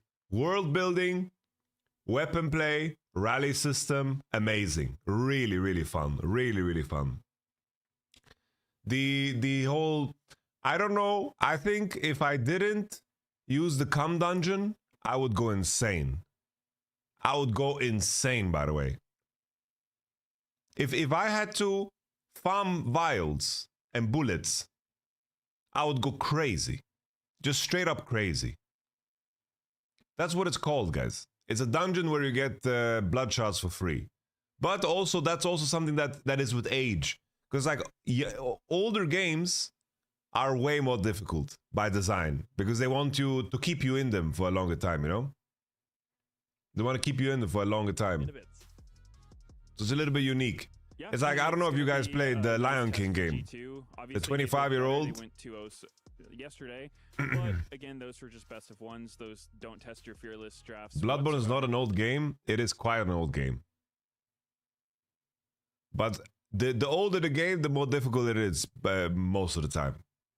They've got to beat BLG twice. It's definitely an old game. It's a PS3 game, bro. You know, we'll see if they can do it. Yeah, I like that you bring that up again, reminding everyone at home, this is a best of 3, so fearless rules are in play. And we had that very eclectic draft from Life Esports there. It's a PS4 game, blood. It's a PS3 game. Treated to all 3 games, and you know there aren't too many better teams that. All I'm saying is, if someone released this vial bullet system today, it's over. Different things, especially in the top lane, whether it works out or not, they take the learning lessons. But I had fun. I did every boss. I got every weapon. I'm not really worried about their drafts. It's more about their individual laning that I am keeping a close eye on, because I feel like that is where BLG can be really scary. Not worried about the drafts? I saw quite a bit of Twisted Fate at MSI. And that would be a little worrisome if I'm a G2 fan. Yeah, I mean, we're not an MSI anymore. That's we shake that off. Okay, no more TF. Apparently, I'm wrong. It is a PS4 only game. Here. It is BLG, Billy Gaming. They're coming off of MSI as well as a 4th place finish and looking to prove themselves here at the esports. It is a PS4 game. The new jungler move Plus feels more recent than $95 games. It's a great game. I love Bloodborne. But it's overrated. Like saying it's a top 3 game of all time, I think it's cope. Not let it go and can close games out here. BLG is a super interesting team to watch. I think they're one of the most entertaining in the sense of you don't really know what you're going to get. They have extremely strong solo lanes. I think Bin and Knight have both been staples for this team. Some of the best solo laners. Why are people getting so emotional about Bloodborne? Their teams not always having their back, as we've seen in recent competition. Why you're getting so emotional? He doesn't have as much experience as everyone else, and he's looked to be a Bro, I played the game to finish. I took every boss out, everything, and I think there are some things that are really, really great. Really, really great. But, bro, the vial and the bullet system to have to farm that is bullshit, and some of these bosses are dated as fuck. And I think anyone who says that Elden Ring and Sekiro are worse games than Bloodborne, I think that's delusional. Like, I think that goes beyond being subjective. That is some nostalgia baiting, you know?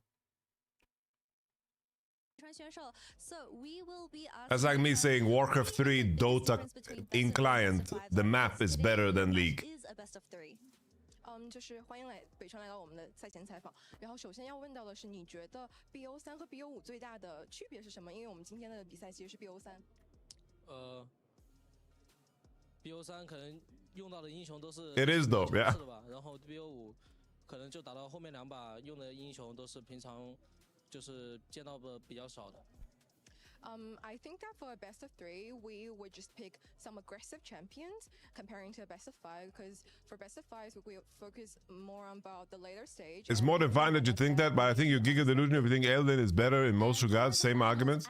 How's that the same argument? Legends, it is a best of 5, and I know there's a lot of discussion online around how best of 5. All right, let's do this then. Let's compare DLCs. You think, bro, the Bloodborne DLC is fucking 5 hours of gameplay, bro. It's fucking nothing. It's empty. There's nothing there, bro. 英雄池选择的变化不会有那么多，然后你觉得是怎么样的呢？就是你觉得 BO5 中英雄的选择，会不会有什么变化，或者是会？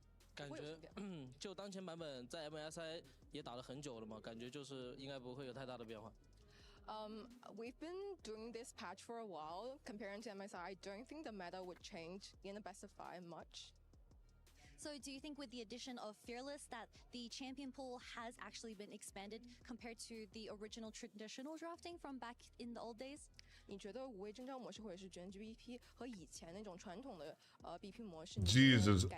On cue, you guys all dropped the same joke. You guys are so fucking mean. 跟比赛更有意思了，因为就是会玩到很多不一样的英雄。I think that during the matches and the game itself, it's more, I don't know, playable comparing to the old way of picking the champions. And for the last question, I want to ask, because we are in Fearless, what is your favorite champion that you've played so far because of Fearless? 就是因为我们在全局 BP 嘛，你最喜欢 Nah, boy, in the phone, you're just getting fucking emotional. 目前版本最喜欢玩潘森吧。I think Pantheon is my favorite. It's just that if you can't separate your nostalgia from actual gameplay, Thank you very then much, it is what it is. Katie, for that interview. Vishwan, Pantheon, maybe a priority pick here, maybe a little bit. I'm separating the nostalgia. Obviously, modern games have access to more, and they should be better. Seems to have a really good game. Obviously. So it would probably my favorite too if I was playing. Yeah, and then a bit of a focus, right? Some of those questions being about Obviously. best of 5, now coming back down to best of It's the 3, same makers. how things might change It's the up. same guys. I think BLG, they didn't start But it's like out very saying- strong in the LPL. They ended up ramping on up. It's Very like, similar to what happened would I want to watch their, Chovy World League of Cup Legends right now? T1 over at the LCK. Or, you know, do you feel like would I believe the Chovy to be better right now than, let's say, the best player of 2013 Faker in that year? We just put them in the same lobby. It's like, no, bro. Bro, I rewatched those 2013 games. I don't know. I think And for the context, it's amazing, but bro, it's not the same game, bro. It's not the same level, you know? It's not like you're getting challenged with all the main champions being out, so I think we won't see that much digging, and I think we're gonna see a lot of the standard stuff these teams have played during MSI. All right, we have the players on stage. Should be going in just about. Games are evolving, of course. Now, so final And I keep that in mind. Medios, let's get your pick between the two squads, G2 and BLG. I would still bet BLG for this one. I do think though that even though they're probably one of the weaker teams as far as, you know, the top Eastern teams. I do think though Bloodborne weapon play is insanely satisfying. Insanely satisfying. They really nailed it, bro. Really nailed weapon play in Bloodborne. The weapons are fucking amazing in Bloodborne. Bro, it feels weird now. I'm playing Sekiro, and it sucks that there's no rally, you know?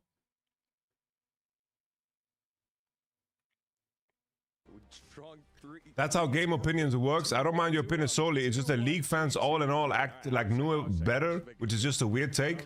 Well, you're shadowboxing against fucking arguments you've had in the past. Here between these two squads. Again, very familiar opponents, as BLG was dominating in the LPL last year, the year before, thanks to the hands of Tabe, who was the coach of AGAL now on the opposite side.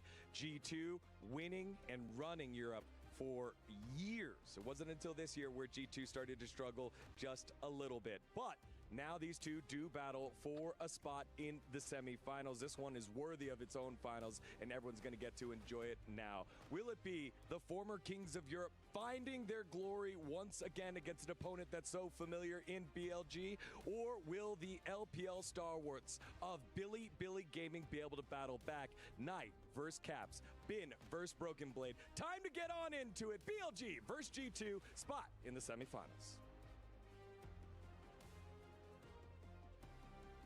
My point is, there are details that you can enjoy more. I just think objectively, Elden Ring is a better made game. That's all.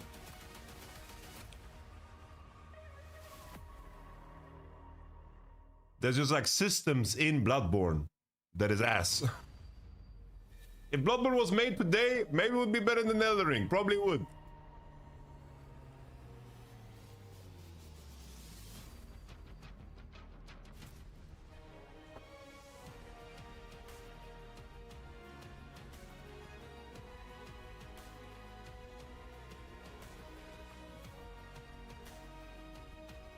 And keep in mind, guys, I'm saying all this, but I really enjoyed Bloodborne. I think Bloodborne is a great game. Otherwise, I wouldn't fucking platinum and play it like an addict for this last week.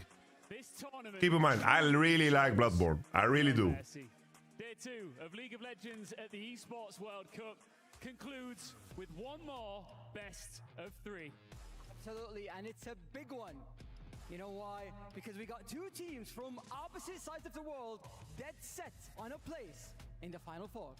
3 keys have already been crushed. The last one was brutal, and one more will feel the weight of our crusher crashing down before tonight is over. It's a best of 3 match for a final or semi-final match. So let's bring out the teams. First, we got the former kings of Europe want to reclaim the throne by beating the world. Please welcome G2 Esports. Hima, I really enjoyed Bloodborne.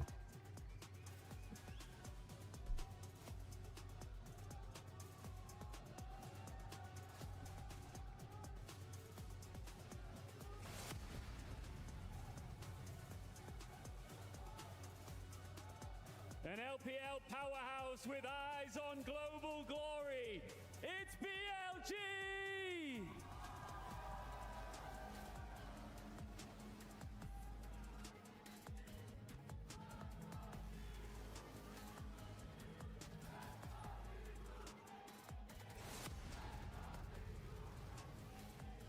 There's no better chance to beat Billy for G2 ever. There's no better chance. Wait, they fist bumped the wrong rolls. What the fuck was that? It wasn't top lane versus top lane. Thank you so much, Ian and Fancy, for that Wait, what? introduction. I'm Atlas. I'm back with Wolf. For They just mispositioned. Of the night. Once again, a tale of revenge from the very recent MSI.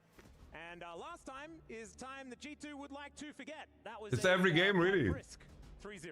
But we already saw that G2 can bounce back with their victory over FlyQuest. We've seen this roster jump back into this tournament with some revenge-oriented mindsets. Because of lane swap. Nice. Sure, it's been up until this What's point, up, Couch Tomato? We have seen this team have a much stronger performance than what we saw from MSI. Looks like a lot of preparation went into this one. I would still give the edge to BLG. You know what my coffee is, guys? It's Quadra espresso shot. Drafts will be important here as both these Just so you guys know, that's my coffee. If you ever bring me coffee, I want a Quadra espresso shot. Get a second chance. Sure, you drop game one, but you have to choose your champions wisely. I do think while we have How's your post-MSI sleep schedule? It bounces, it bounces. Yesterday I stayed up a little bit longer because I was doing some Sekiro things. I'm basically playing through Sekiro now with a guide and taking everything that I missed, which is super fun. Bro, I didn't know you could fight like one of those purple assassins in... This roster is star-studded. Certainly is that gentleman right there that we can see in the Hirata estate. His microphone there was quite interesting, to say the least. Bin is definitely going to be. All right, ladies and gentlemen, let's fucking go. Broken Blade, but I do think that practice on this stage is really important. We've seen teams ramp by playing more games with the pressure of the competition. Look, actually on your Billy, we'll see where the G2 they are in Riyadh. Maybe they're jet lagged. Maybe they're tired. Maybe they're tilted. Billy, also play against G2, who just came off 2 wins. This is the best chance for G2 to beat Billy all year. If you don't beat them here, we don't need Dread Worlds. Should he want it? For real, for real. I've got the better side of the matchup. It depends on how you want to play out the game and what kind of draft you're looking for, because obviously Talia is strong in the matchup and has a lot of global power, but doesn't quite have the same damage output Talia that the Azir is going to provide. Caps Talia. And also Azir has strong engage. They do look for this Talia, and we'll lock that one in first. And this may mean that Talia. Or the Azir perhaps later on in this series, and might actually look. What do we do with Wukong? Instead. There's no Pantheon here. But what do we do with Wukong? Go for an Ahri composition if you want to. What do we do with Wukong? For dive with Knight. Orianna for Knight.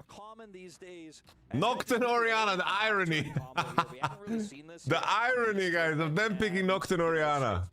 Tail as old as time. You put the ball on the Nocturne goes in deep, you press R. That is too fucking funny. Yep, it is pretty unavoidable as well if it does work out. We've seen it messed up many times as well, which is a whole lot of fun.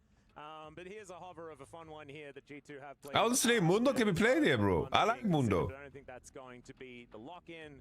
Zyra possibly just locked away. Oh, is this just Jin on 3, guys? I mean, Hansama has showcased already that he is. Oh, they match support here. On this champion, this tournament, and we know he's played it a ton successfully in the past, but I mean, very recently, as recently as yesterday, extremely dominant on this pick. What was that? The triple fountain laser? The triple fountain laser. Nico Lockett makes sense too. You know, oftentimes if you just keep adding more CC, it's hard for the Zaya to survive. But I feel like against G2's getting murdered, guys. It's actually really easy to mitigate that. I think they're getting murdered. The addition of the Nico though does make it a little bit tougher. Also, will make the laning phase a little bit tougher. Yeah, they're dead. Hansama and Lebrov down there in the bottom side. So I like they're dead for BLG. Yeah, this is a fun one, and a lot of combo potential out of BLG right now. I like the global as well coming through from the Nocturne, but will mean that the early game should be something that G2 can attack. Guys, Nocturne Orianna, you know, the difference was the enemy team, when they saw Nocturne Orianna, they picked LeBlanc, they picked Jax. They pick like the ultimate composition that can't be targeted. Orianna has insane value this game already. Zaya can't do shit against Orianna. Talia has a weak matchup into Orianna. And also Nico's in a good matchup. If all these other details are in place, then Nocturne Orianna is very strong. You know, into looking for a flip back, you have the Rakan, so it's a safe pick there, but not necessarily I think what BLG were looking for, as the jungle's getting pinched. Yeah, I would say that something like Kaiser is the most common answer into Zaya, has been since 2017. But there's also Zaya, one of the only AD carries that can outplay the combo. Brother, I mean, Kaiser not going to be considered for now. Listen to me, Pot of Grid. I said Zaya is not good against Orianna. Wow, that's more. The main issue is that you are inside a box. Just because Orianna and Nocturne on the same team doesn't mean you need to combo. It can be useful just by simply existing and playing your champs. You don't need to combo. Seen this many times. I think it was potentially an error to ban the Ezreal. If the champions are good by themselves, you don't need to combo.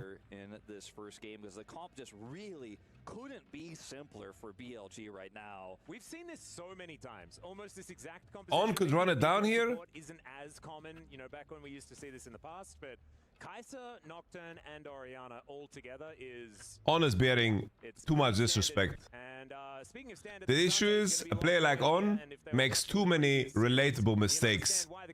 So everyone thinks he's boosted because he has segments where he completely runs it down and is relatable. But On has been good this year, bro. He's fucking gaming. And his Nico is nasty.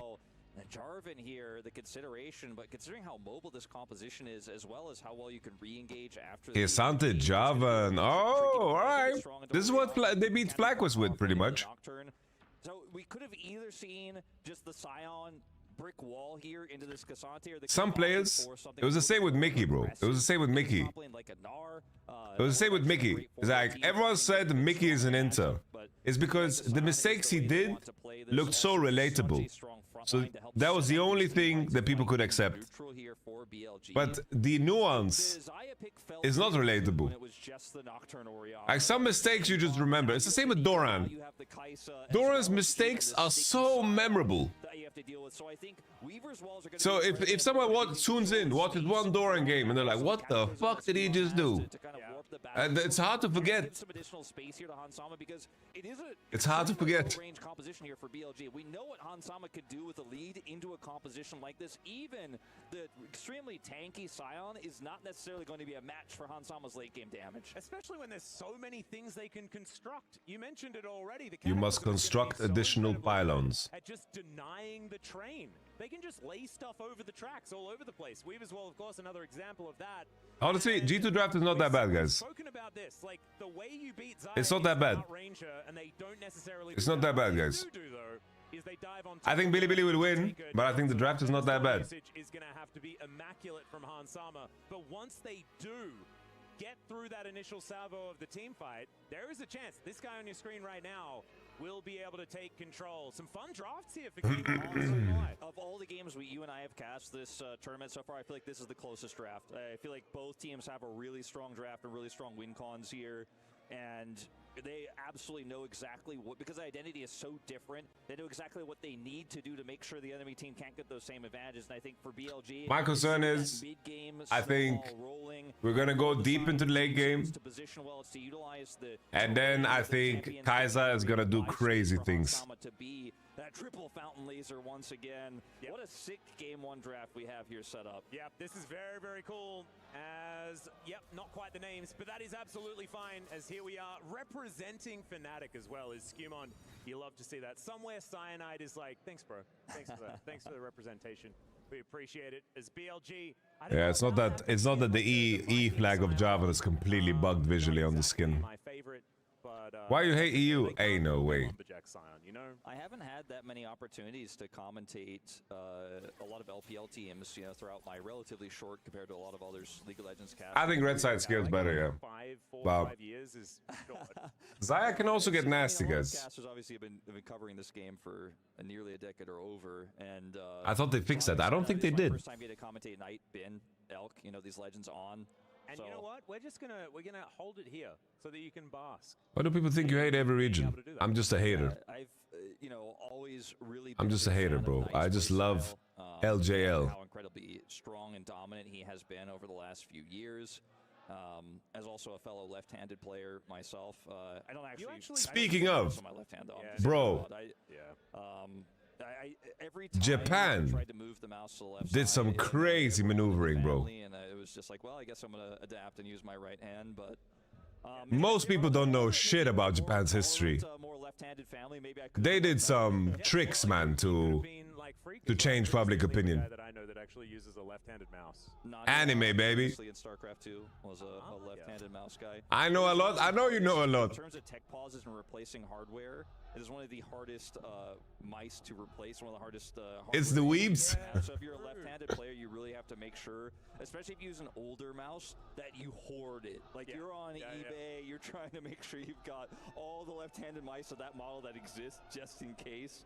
And like, that must have been even harder in StarCraft as well, because everyone was so particular. What was that, like, that one SteelSeries mouse that like everyone needed to have, and then there was that one guy that like I just opened up a can of worms in chat. Country, or something like that. Yeah, it happened a lot. Why do you always favor T1 that much? What? T1's not even in the game. Anyways, we are digressing quite a bit here as the fans are ready for this game to get going. Luckily, the timing of this tech pause means it's not going to affect the game really in any real sense. We just had 5-point starts and vision checks going on. Why do you hate T1? I don't hate anyone. I don't hate. Action for you guys as soon as possible. I hate injustice. Though Caps giving the thumbs up gives me hope that perhaps that means something has been resolved. Yep, and cheer for the faith. I kind of like. There's no hate in the world of League of Legends. Of course, the first that we're seeing of BLG here in this tournament, I think not having. Where is your Ronaldo cut? There's no Ronaldo cut. Do you hate Photic? Yes. So incredibly close. Yes, yes, So yes. much glory for so long, right? Like this, the name BLG, Billy Gaming, has just been formidable for many years. Being able to take MSIs away from T1, things like that, certainly has been. Admit it. Admit that you're a nice guy. I'm a nice guy. Do you hate Spellbook? I hate Spellbook. True. International events and being a top team in the MPL to earn those tickets. Photic is not in League of Legends because he's not on a team. So he's not in League of Legends world. Exactly, Yoraha. Alright guys, G2 versus Billy. Come on now. Come on now. Ladies and gentlemen. Ladies and gentlemen. Top esports weren't exactly in the greatest position. Yamato is homophobic. So we have seen some of Shut the fuck up. teams finding the angles. Ah man. What can happen here is G2 looking to do exactly the same thing. That's a horrible joke. Was that 3-0 for BLG. They could make it a 4-0 with a game 1 start here. As Elk already putting on some pressure here towards this bottom side. This is going to be a tough I love this meme. Why do you hate my favorite team that I'm very defensive about? I feel like you in particular hate insert team here, and I don't understand why. And you can see Hanzama and Lavrov are just taking the brunt of it for now. You know, I did the post MSI tier list. You know what half the comments are? This guy fucking loves Knight. He's so fucking overrated. And then the other half is, Knight was a top 5 player at this tournament. You rate him too low. What the fuck? In a lot of cases, not in this matchup where you're playing against a Nocturne, so you're feeling good about that at least. But you know, if it were a Poppy or something like that passing down here, you'd start to feel real nervous about getting that chunked out. Caps, you can see, taking a bit of damage, but does have control of the wave. Me when people attack Phoebe. To hit the minions instead of the champion to push this wave in, as Knight's getting the harass off with. Holy Knight is just using the passive. I thought he would pot up and just keep swinging, no? I think he could have kept swinging, no? I think he should have kept swimming. Strange when the seismic shove put Knight in melee range, but it is going to be just some very early resets. As Knight actually thinks better of it for the moment. Caps goes back. We'll be teleporting back in once again. I would like to take this chance to say. Just yet, but you can see in the lanes, it's BLG getting the majority of the shove here. As there is the snare on top of the just first blood. Why? Like this? Like this? And Hansama. It's so dry. It's so damn dry, man. They are in the desert. They are in Riyadh. I'm pretty sure he did get it. Yeah, They are in Riyadh. I'm sure he got it. Based on the timing of that. Bro, you know I was at an event in Riyadh. I was playing Lone Nexus Arabia. I was in Saudi Arabia, right?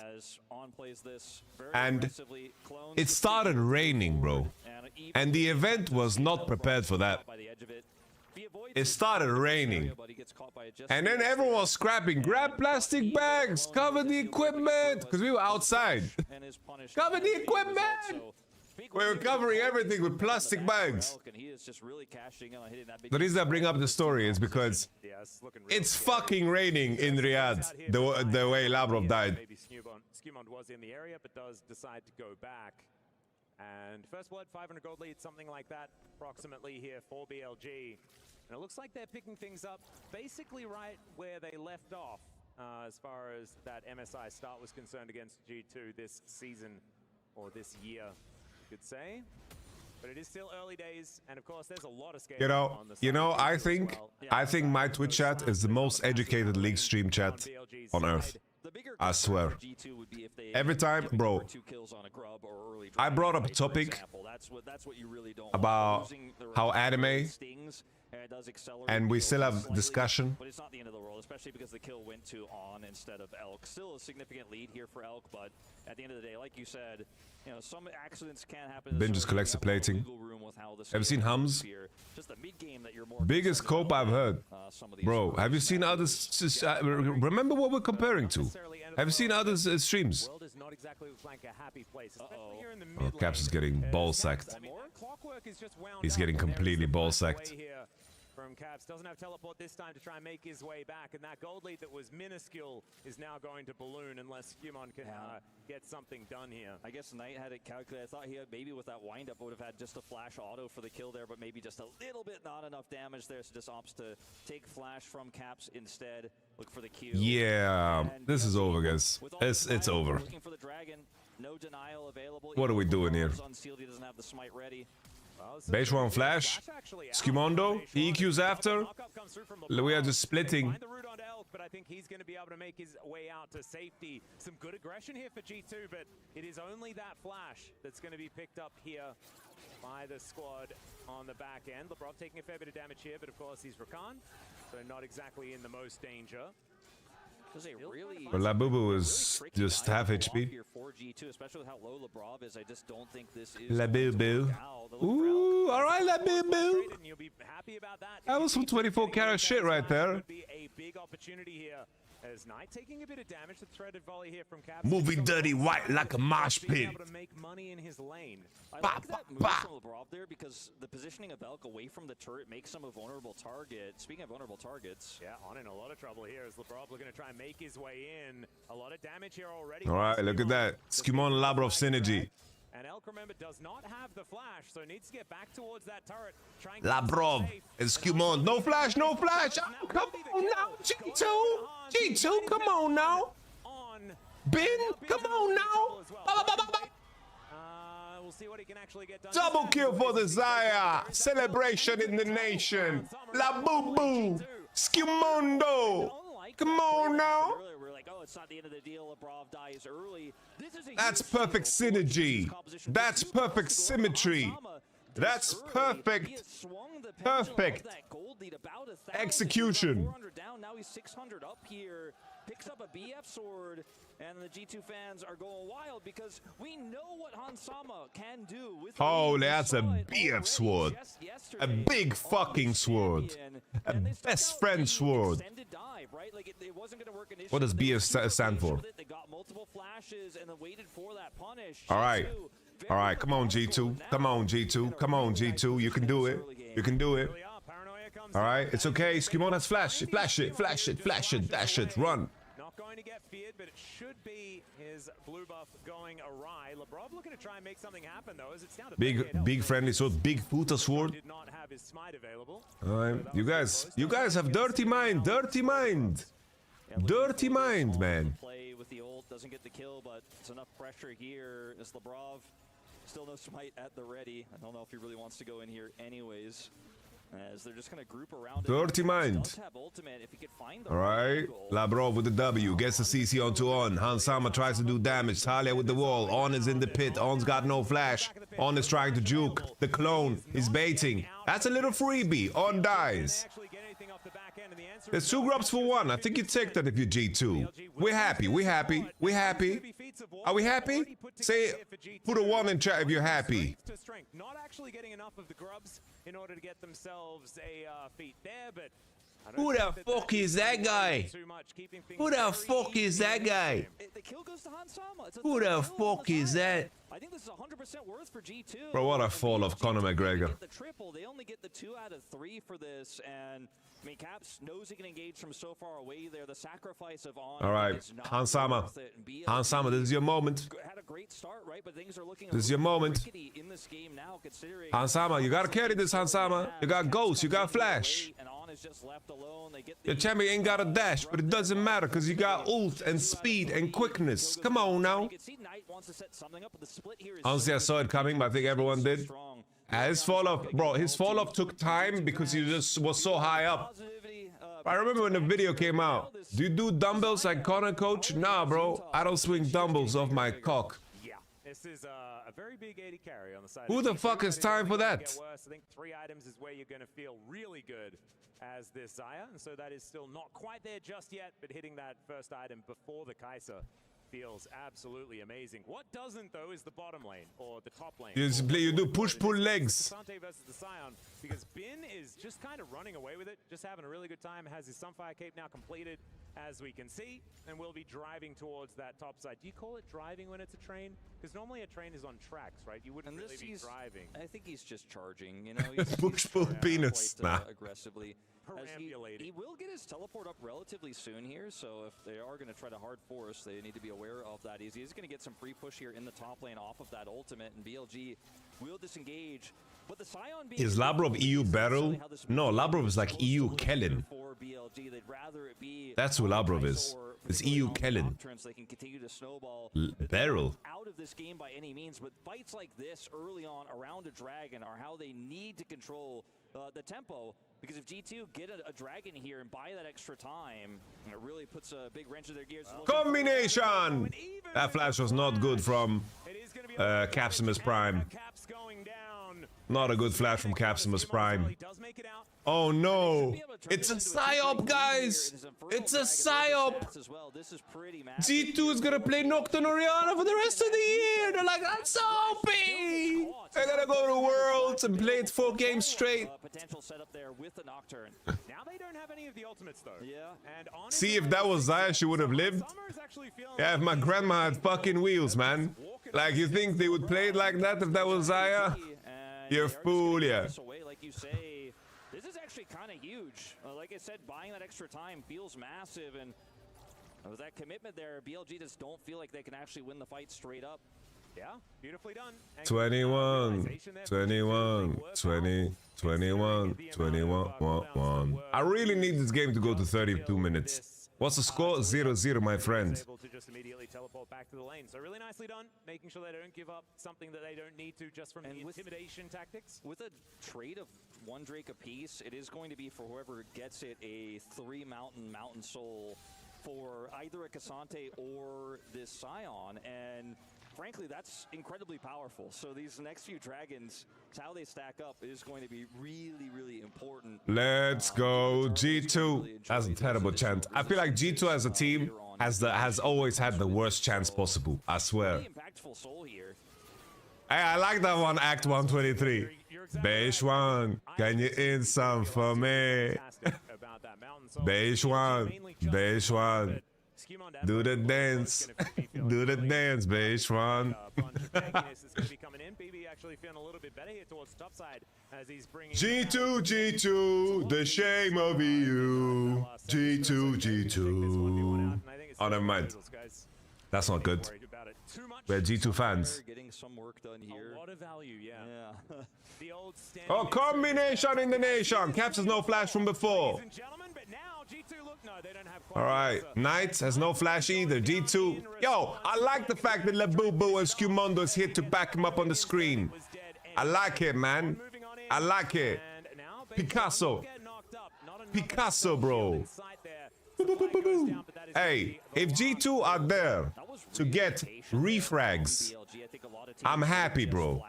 They are there backing up their boy Caps. That's good, bro. That's good. That's good, bro. That's good. That's good gameplay, G2. Come on now. Bomba! Look at that, bro. Don't tell me Skirmishing was only there because of the crab. Alright, Labubu. Labubu Skirmishing with the refrag. Especially after Labrov comes through here, but they decide not to. Oh, I love that they are creating crossfires over the same angles and they're counting bullets, you know, because, you know, Nocturne and Oriana, they were reloading. They were reloading. Everything was on cooldown, you know? As Ben makes his way towards the bottom side of the map, not necessarily the most ridiculous, but does give us Holy, on his 85 Gs ahead, bro. Dana. 85 Gs, baby. feeling way better if you're BLG, because Caps is already having a little bit of a rough time. He's the one that's... You know, I've only ever eaten edibles once in my life. Well, I just press my targeted... Maybe a different time for this story. Different time for this story. Different time for this story. Like, there's not a whole lot that Caps can do about that. But Hansama has been untouched, and of course they can't do it to him because he's got the Storm available. I mean, Talia will do a decent amount of damage later on to this front line. It's going to take a while, but you know, Caps is the architect of this game. And it was on the day of Conor McGregor, Jose Aldo. The construction company. Sure. Yeah. When you got that haircut. Bro, what's wrong with my haircut? What is that, bro? It's a very close one. The lead in gold is... Bro, these are my favorite YouTube chatters. How much kills does Elk and Knight have? With a small lead like this, my favorite is when someone comes in, it's like, I need Labrov to get 2 kills. It's like, what the fuck? I feel like there are the answers later on in the game in sort of like an honest 5v5. Still do think the BLG's composition can work. And combination! Bro, Nocturne Oriana's OP, guys. I think G2 should pick it. But can they still win with those key cooldowns now used up as the rest of G2 now in position? Throwing out a lot of these rocks, and Bin just putting himself in front of Hansama. And now with only one item, like, Bin is just so hard to get through. So that will be the Rift Herald going down and BLG reasserting control of this game. Yeah, really careful fight is yeah, the train coming on through as Labrov is going to make absolutely all of them, and that is the Scion getting bro. Gets another one. Bro, they had so little damage. I thought everybody dying there. Oh, I broke a blade with the flash tackle. Knife matches the flash. He's able to flash away, but still, I think there's the fear of God in them now. I just don't know if I really agree with that play there from On. Hansama handles it so incredibly well there. 3,200 damage in the skirmish. He's already so big. Those are not the trades you want to kill for your top laner versus Hansama picks up another one, plays the rest of the fight out brilliantly as well. And it also means that tempo goes back to G2 a little bit here for this next dragon. Bob, I have no time yesterday to do Ronaldo. It's okay, we can wait. Bro, I'm not doing the Ronaldo, bro. That's a quick rotation over. I'm not sacrificing a Ronaldo for C9 that we didn't see play for 2 months. I just can't see a contest for BLG. Yep, that is not happening. So that is going to be the second dragon going over to G2. So they got the Infernal. And they now get the first Zach can carry. Offer, and there's a lone Chemtech dragon for BLG. One thing I will say about BLG with this Nocturne Oriana is they have absolutely not hesitated. The execution has been crisp, and it is a simple composition to execute, but they know the right timings, and they have been able to get insane value out of this early, which is given. How many gifted subs for Ronaldo cut? Every man has a price. 1,000, bro. 1,000. But you end up losing him. And then watch Hansama. Elk has turret aggro here. Knight also eats a shot. And then the follow-up from Broken Blade gets the flash out of Knight. Just so scary to be forcing these fights into this Hansama that's so huge already. Exactly. La la la la la la la la la la la. Never mind, we got another battle here as the quickness is going to be the answer. And this time the Paranoia Shockwave doesn't kill Caps. That's a change. And already a bit of a maybe shift of the tides in this game. All right, Hansama trading aggressively against Elkovic. Lost the trade, but I like the gusto. Caught out of position. There's the knock up, and the Nico is dead. Okay. Heavily criticized for some of his performances at MSI. I thought his early game was fantastic in this one, especially in the laning phase, but has been looking for some really aggressive angles, and this one has been punished several times now for deaths. You know, really outside of Knight getting caught that one time and the Elk death, like that's all of the gold for G2. All right, look at that, bro. Look at that. Look at that. I like it. Baseman's in trouble, no? Labrov! The god, bro. He was driving me insane. Or was you just watching him through the bushes? Knight had TP, but didn't commit. Fucking hell. And perhaps there's a miscommunication or a disconnect there on this one. This guy is so bad at streaming, I'm going to watch Keidru. was trying to make his way in there. Now Elk is also trying to do the same, but Hansama is pretty happy. Bro, that doesn't make you unique, bro. There's a bunch of people watching Keidru. It's weird to say this, especially considering some of these veterans, but some nerves here on the side of BLG with some of the decisions we're making. Like you're not special, brother. There's 50,000 people watching Keidru right now, right? It's a bit of a weird one. You're not special, man. They end up with TP advantage out of this. They end up winning the skirmish their top side, putting a huge dent into that turret. Knight will be able to get this in return, and the turret wasn't actually taken by... I enjoy your stream. Me too. I also enjoy my stream. That's massive. That is a big deal. Yeah, absolutely. Upgrading the shoes. That's feeling pretty good. I feel like G2 is still going to be happy. 21, 21, 20, 21, 20, 21. Still going to be very, very difficult for G2. You do fucking nothing. I'm a hunter. Congrats on the bag. I'm not getting paid. Absolutely terrifying. Probably thinking they're in a... Rather watch on YouTube. I hate Twitch, bro. When I watch content, I also watch on YouTube. So I get it. That's why I'm doing it. I judge this situation to be slightly favorable for them. I am Jose Mourinho. They have some additional time. They have some wiggle room around how they want to play around objectives. They're the team. This is culturally inappropriate. You know, that could steal so easily. That could set up fights so easily. Kid is a great streamer, bro. For an objective take that I really like the flexibility they have here. I mean, it's He's a great streamer. Right? But at the end of the day, the comp is still favorable. Can't wait for the Bin Zeus rematch. Yeah, maybe this year it won't happen. Farmed so well, sitting on 2 items. Super aggressive build here as well with the Luden's Companion, the Shadow Flame. So much burst, so maybe you avoid the Nocturne ultimate, but then you get killed by the Orianna anyways, or you get... Do you think Mourinho could be a league trainer? Positioning is going to be paramount here. That's pretty much me, bro. A bit of a fight here. Yeah, looking for a little bit of an angle. On. Combination. On. Keeps flash. Late. Holy, that wall was so good. G2 couldn't do more? I swear they could have done more. I swear they could have done more. Certainly would, as Bin is just like winning the trade by running away. Yeah, this is going to be Ooh, Q3. BB is massaging him. Doesn't have a lot of exit options here, although he does have the ult. Oh, the Kaiser Hover scared him. He got spotted on Vision. Vision. Makes sense, makes sense. Spin is just like walking away and burning him and being like, yeah. I'm doing the YouTube stream because I think it makes sense. I like to keep the VOD on the YouTube channel, which is super cool that we get all the VODs on the YouTube channel. I think that's insane. And also, because Twitch doesn't store VODs anymore, there's like a max cap. How do you rate Peanut's performance this EWC? It's a fat 0. Terrible, terrible, terrible, I would say. Terrible. But otherwise not too much else going to happen. 50% health bar on Hansama is a little bit worrying, but he should be okay. Hasn't actually been back for a while. He's been sitting on just that crit cloak in the first 2 items for quite a while. Labrov is EU Chief Keef.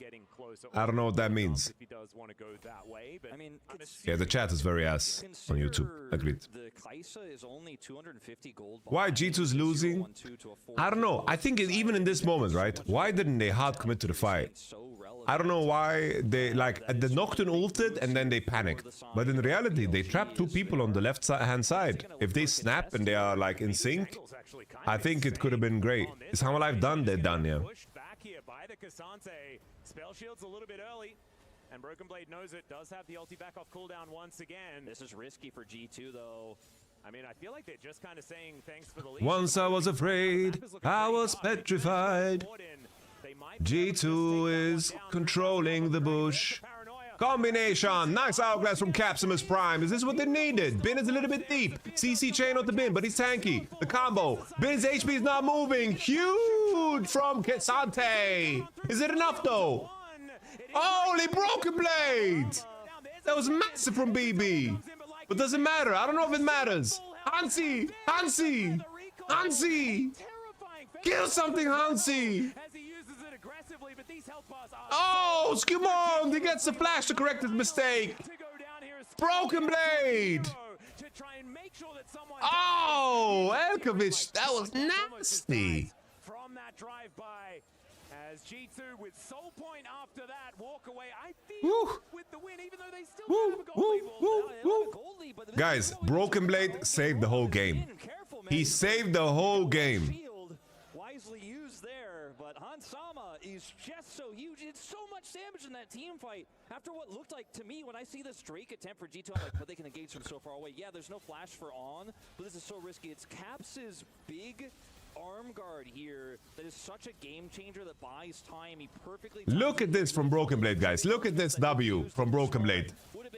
I will not yield. Look at this. Look at this. Oh! Bro, the Nico would have been nasty, I think. Through these health bars. No one can touch him. Elk cannot compete. Not even close with the damage. Even though Hans Sama is also kind of... Bro, my comparison that Hans Sama is EU Gumayushi is so fucking true, man. He's such an EU Gumayushi. It's painful, bro. He's the most European Gumayushi ever. The coaching staff here isn't too worried for G2. Yeah, Dylan Falco, though, he knows it's still looking worrisome, right? Like, you could see that he's not reacting. He's like, there's still a long way to go in this game. I mean, if Hans Sama gets a few of those extra kills there, I think the game is based. What's the name of the bowling guy? What was the quote from the bowling guy? And you're seeing the BLG, like, Bin is so hard to kill. He was just putting feathers all over. Mazo's still better, I don't care. This guy doesn't understand. This guy doesn't understand at all how... Is so difficult. Who do you think you are? I am, bro. That shit is fucking goated. That shit is movie material, bro. The concept, yeah. As it's a comparison. I'm not saying Hans Sama is equally good to Gumayushi and he looks like him and everything about him is the same. It's a one-to-one comparison. They're twins from the same egg. No. I'm saying in the context of EU, Hans Sama represents Gumayushi. That's what I mean. You guys talk about the flash key, bro. Bro, there's been eras of Gumayushi not using flash key too, bro. I'm just saying champion pool wise. Champion pool wise, in terms of, you know, who does Upset represent? Upset is Viper. He's European Viper. And I've heard that Rakan has decent mobility. He also doesn't even need to lock it there. It does flash ultimately, but still. BLG we don't have a ruler. Baron, clear. I was gonna say. Wanna be a ruler? After using those ultimates. There is an Otacon up and available as well, but there's not a lot of vision. Hans Sama is very good in certain scenarios. That's all. Right? For example, in this game, he's playing Xayah in a good matchup. Oh, man, I think Hans Sama's gonna be good. The only real thing that can catch them is on flash ulting. Oh, G2's on vision. Blue trinkets. Here comes Billy Billy. Bro, the game state is looking lovely from G2, bro. They have soul point as well. Beishuan no ult. Don't steal this. No!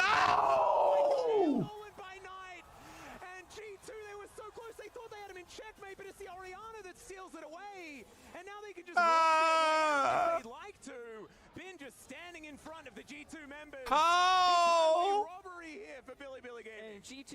No way! Tail tucked between their legs. There's no. Oh yeah. Oh shit, man! Oh no! What is that ult, Hans Sama? No, bro! How can everything fall apart so quickly? How? Oh! What is that? Where did Skimon go? What did Skimon do? Where's Skimon? I mean, BLG find the angles there. Like I said, if for any reason oh. to ult early, he really didn't. How?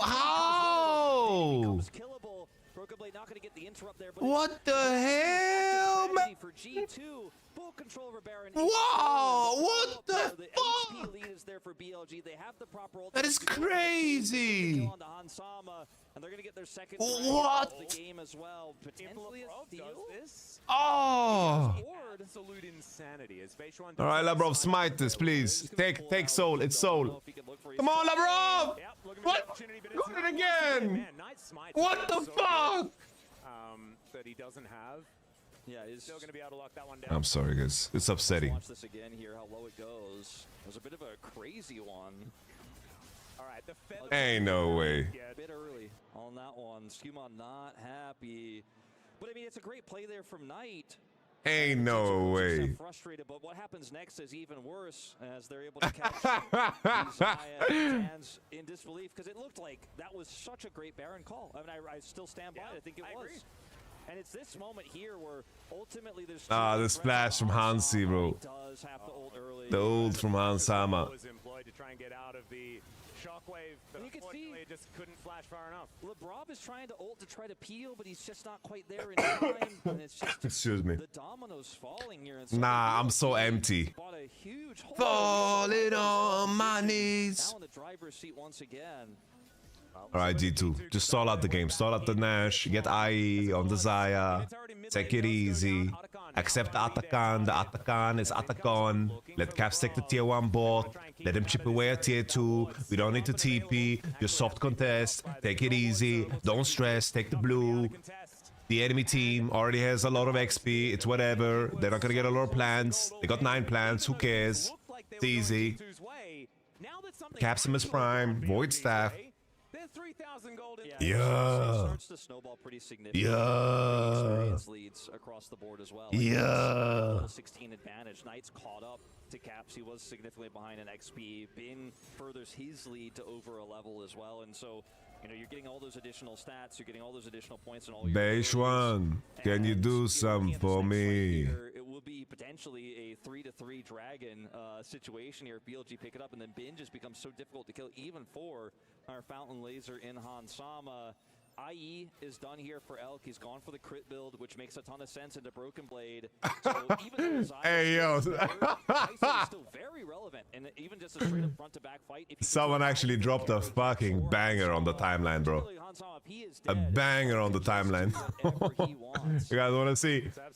C9 coming to play 2 BO1s in 24 hours. The carbon footprint of this defeat is astronomical. They do manage to get some control vision down as there's the knockup, very nicely done. Has been actually crashing into the wall there momentarily, so the train not going to be up and available for the next little while. Broken trying to deal with the minion wave in the mid lane, but he can be over here in a moment. I mean, On's got flash and ult. This is so scary here for G2. They need to play respectfully. I'm really worried about that paranoia shockwave combo as well. And that is going to be Skimod being able to collect his red buff for the team. That feels good. That's not going to be stolen away. Of course, BLG have one on the other side of the map. I really like how aggressively BLG play this, because often Bro, it was like 2 weeks where Dom was too busy to coach C9, and then they just lose 2 BO1s and they look the worst they did all year.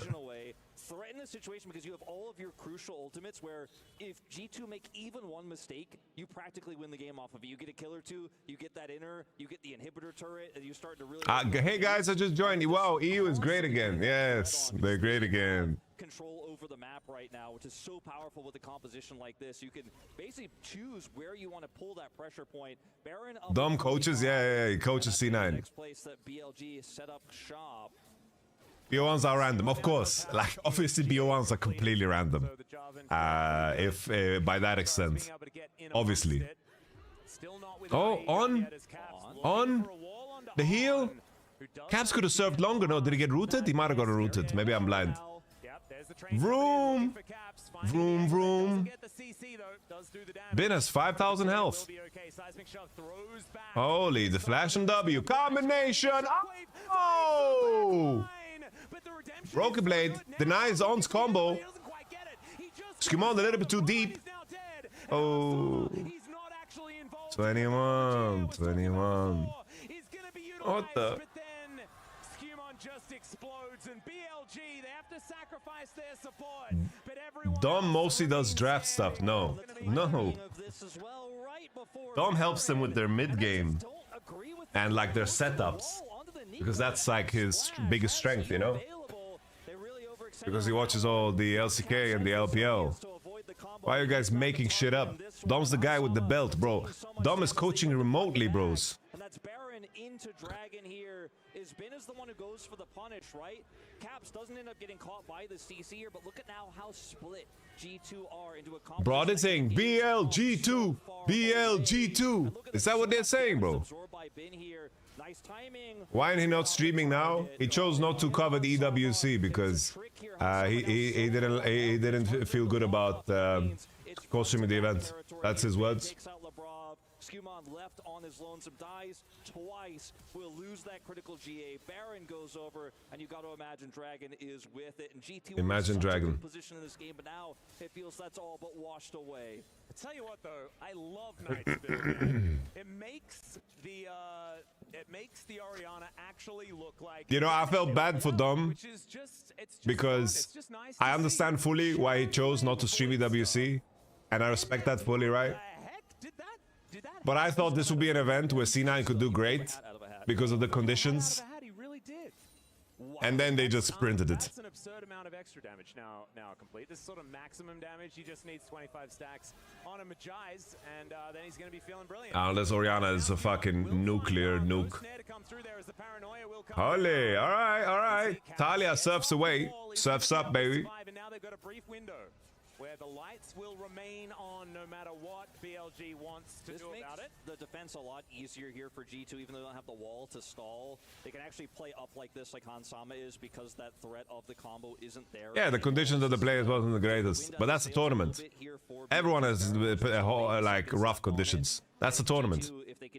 Resilience is a skill and a talent. Setting up that pick is so challenging. I like the track on Skewmon here by on. Oh, look at that. Orianna can ult without Nocturne? No way. Xayah is good against Orianna. Cappuccino. Oh! Q. Elk. Elk drifting. Look at that mid wave though. Nocturne just hit the turret. Why are you walking? Beishwan just walking. I did not expect that. I did not expect that. Big Orianna ult coming through and just coming in and setting that one up without the Nocturnal, just walking forward. Oh, even the caster surprised. Like, wow, Orianna can ult without Nocturne? No way. No way. No way. It's like Orianna can play the game without Nocturne? Take 2 inhibitors in the blink of an eye. Back up here, they can look for the end. Yep, let's see whether they find an angle here, as the shockwave could be so pivotal. Bin could tank these turrets for about... Combination! Oh, combination! Oh! With the killer instinct, and that is all of G2 lying on the floor in the blink Holy. 21, 21, 20, 21, 21, What a great game to start off the series, though. Woo! Nah, I can't believe it. I can't fucking believe it, bro. Let's rewind the tape. Between their legs, there's no G2, man. Now they can just they were so burn this one down. There's no paranoia, and Beishwan doesn't have flash, so it's so hard for him to get here. They can just... A'udhu billah. A'udhu billah, guys. Oh my lord. Oh my lord. That is crazy, Joe Rogan. That's crazy, Joe Rogan.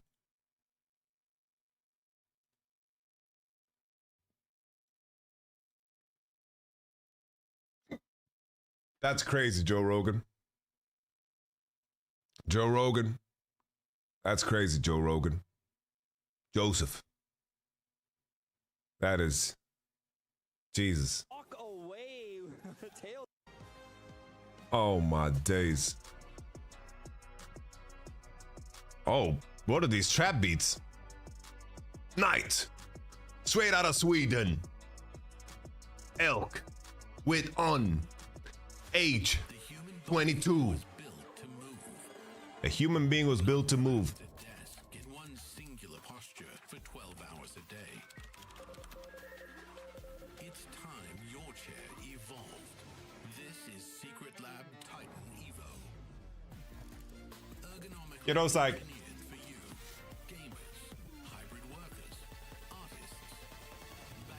No, usually, guys, let me tell you something.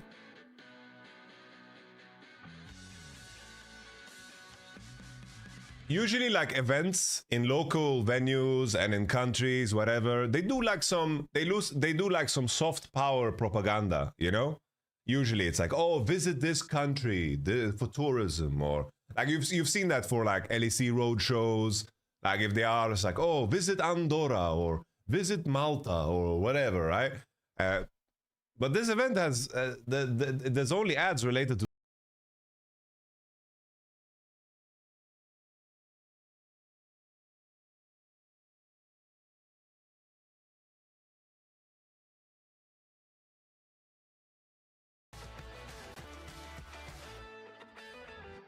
Every sport does it. Yeah, I know every sport does it.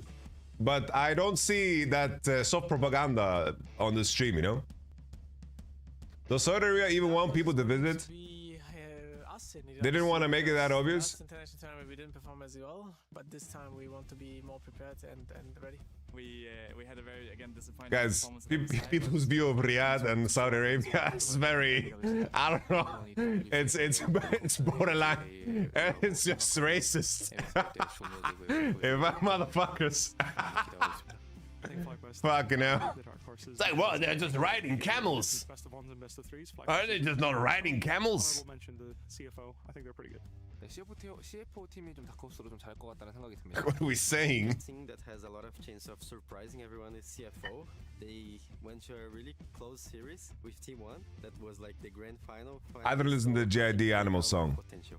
I think the Dark Horse team should be us, should be Furia, because people don't expect us to win like much games, and I feel like we can surprise everyone.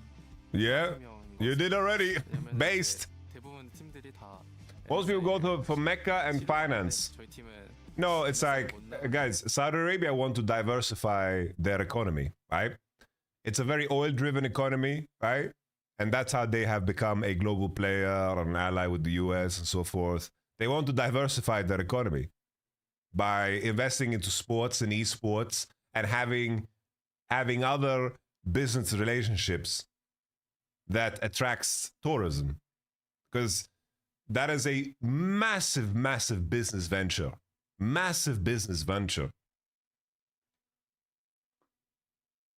The coolest tournament of all time is happening, and I think I'm gonna let Rose explain to us why. Hey guys, Rose here. So I am the Will Flacos be a top 4 team in LPL? Oh, hard to say. Hard to say. For Mobile Legends Bang Bang Women Invitation. This is the biggest female tournament. It's very, very hard to say. We started off with 16 teams. We are down to I'm a Newcastle fan. or 6, and today there you go. just recently concluded another match, and guys, Gaming Gladiators just sent Look, Navi teams home today. the reason you asked that question. That is incredible. I'm really looking forward to see who's gonna win. Any guesses? Ooh, right now. What I want to say about the LPO. Like, what I want to say on the LPL. FlyQuest wouldn't make top 4 in LPL. The thing is, LPL, there's teams that can be really good, and there are teams that can be very bad. It's important to keep this in mind. Like a team like JDG, on some days, FlyQuest can beat them, but on some days, they would never beat them. If I tell you the roster of Scout, Pays, missing is out apparently, Shun, Ale, like that's a fucking roster, bro. But they have... But they have, you know, the potential to be sometimes maybe good, sometimes maybe shit. Ale's out too.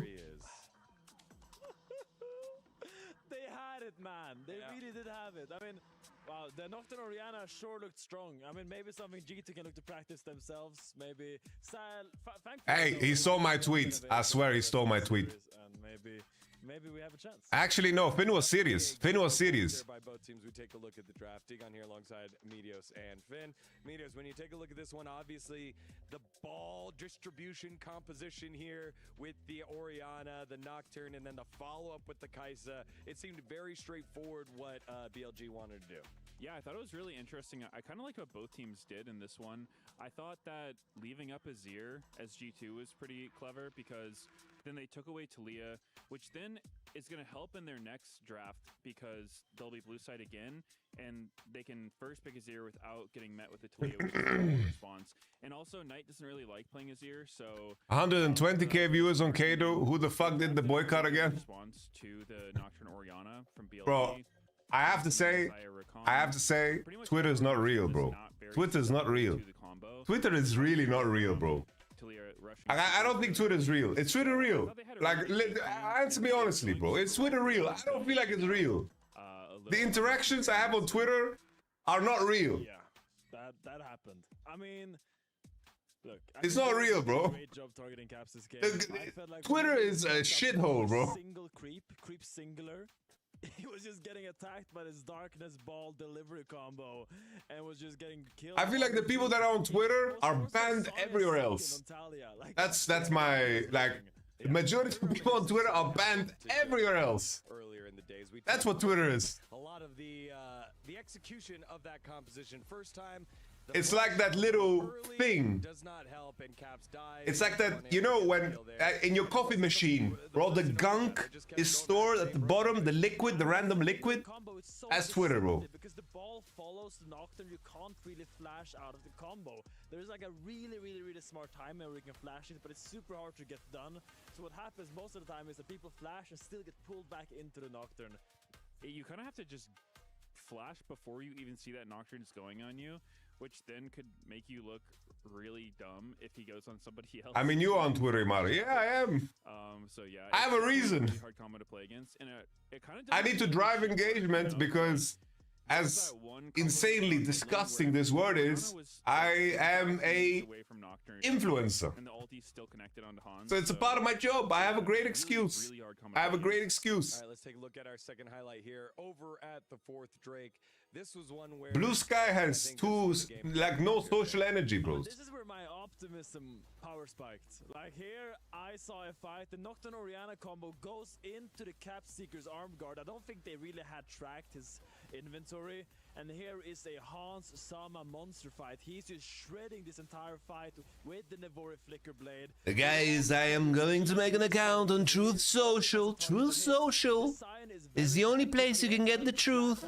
It's in the name. It's the greatest media platform. It's the greatest. It's simply the best. Truth Social. That is where the truth is. That's where you can find Labubu's in the Truth Social marketplace. The Labubu's. The Labubu's. They're the greatest Labubu's. I don't know why you're not on Threads. Bro, isn't Threads like... Isn't that... Isn't Facebook... Isn't that like... Isn't that Mark Zuckerberg, bro? Yeah, very exciting, fun to watch. And then finally... The Golden Labubu. The Golden Labubu. The Golden Labubu. There's a sole point. Some might say the Golden Labubu is the greatest Labubu. Down the next street. It's right up there. You walk for like 5 minutes and you got it. Billy. China, China, China. You don't have to allow the enemy team to get China back into the game. It's so unnecessary and it's just ruined this beautiful thing you Labubu. I think in G2's defense, they probably buy my coin. My coin. My coin.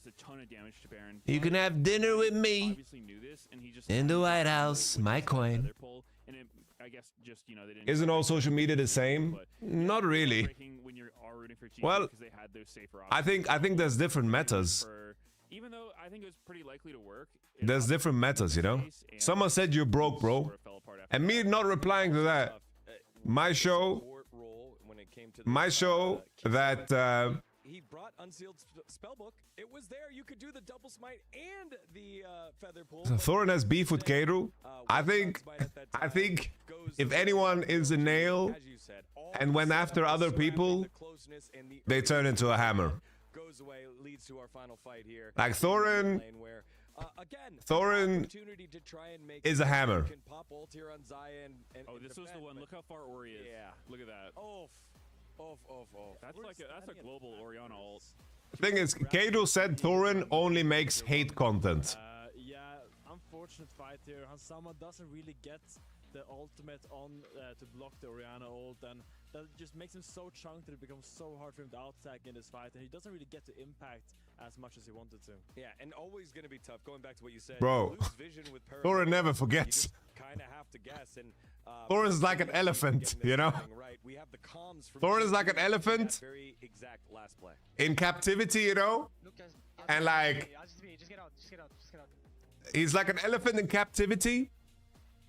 And then it's like someone paid to like ride him, and then someone like hit him too hard on the head, and then there's an elephant he just never forgets. And then he comes there with all the receipts. Ba ba ba ba ba.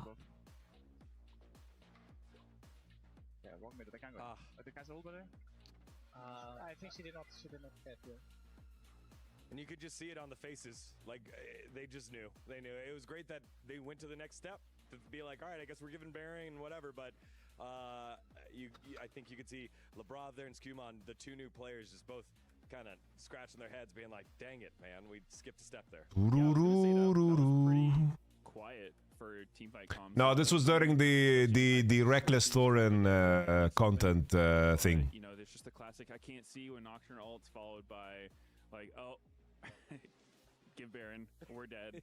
So, yeah, that's got to feel terrible for G2 because they pretty much had it in the bag. But obviously, I don't think these teams are new to this. Sometimes it happens. Can't expect people to treat Thorin fairly after he made a hit piece about Reckless saying it is only facts. Like, I asked Thorin about it, right? Because we do Summoning Insight, and he said this is testimony from people that played with him. And these are people that wanted it to be out, you know? Because they felt really bad about it. I mean, throughout all this despair, I would still like to end on a little bit. I criticized Thorin for like the technicality of it. The technicality of it and the timing of it. I think this was poor and bad. Which is one of our top teams in the world, and I do believe that they can beat this team. They had this game in the bag, and I really hope they make the proper adaptations. They don't get into their own heads too much, and they go and yes, because people never lie. Yeah, but what kind of question is that, bro? 2-0 happen at the back end of this series, and I really have high hopes. I really hope they don't like fall over now. Yeah, I also think that video would have been like a lot more relevant 3 years ago. Like I agree, you know. I mean, then he needs to name them. That's not how it works. That's not how it works, bro. He needs to name them. Bro, that's not how it works. Whether it was through the Zai ultimate as well, they were in it. And I think that's the silver lining you got to have. Medios, when we take a look at our game number 2 here, tournament lives on the line, what is a key champion that you want to see here in the hands of G2? Well, I'm not totally sure. I think yeah, I had the same criticism. Then you can't drop the piece. Nah, guys, please, you're talking completely out of your depth. But I think G2 shouldn't worry too much about, like, I don't think they need to get a specific champion.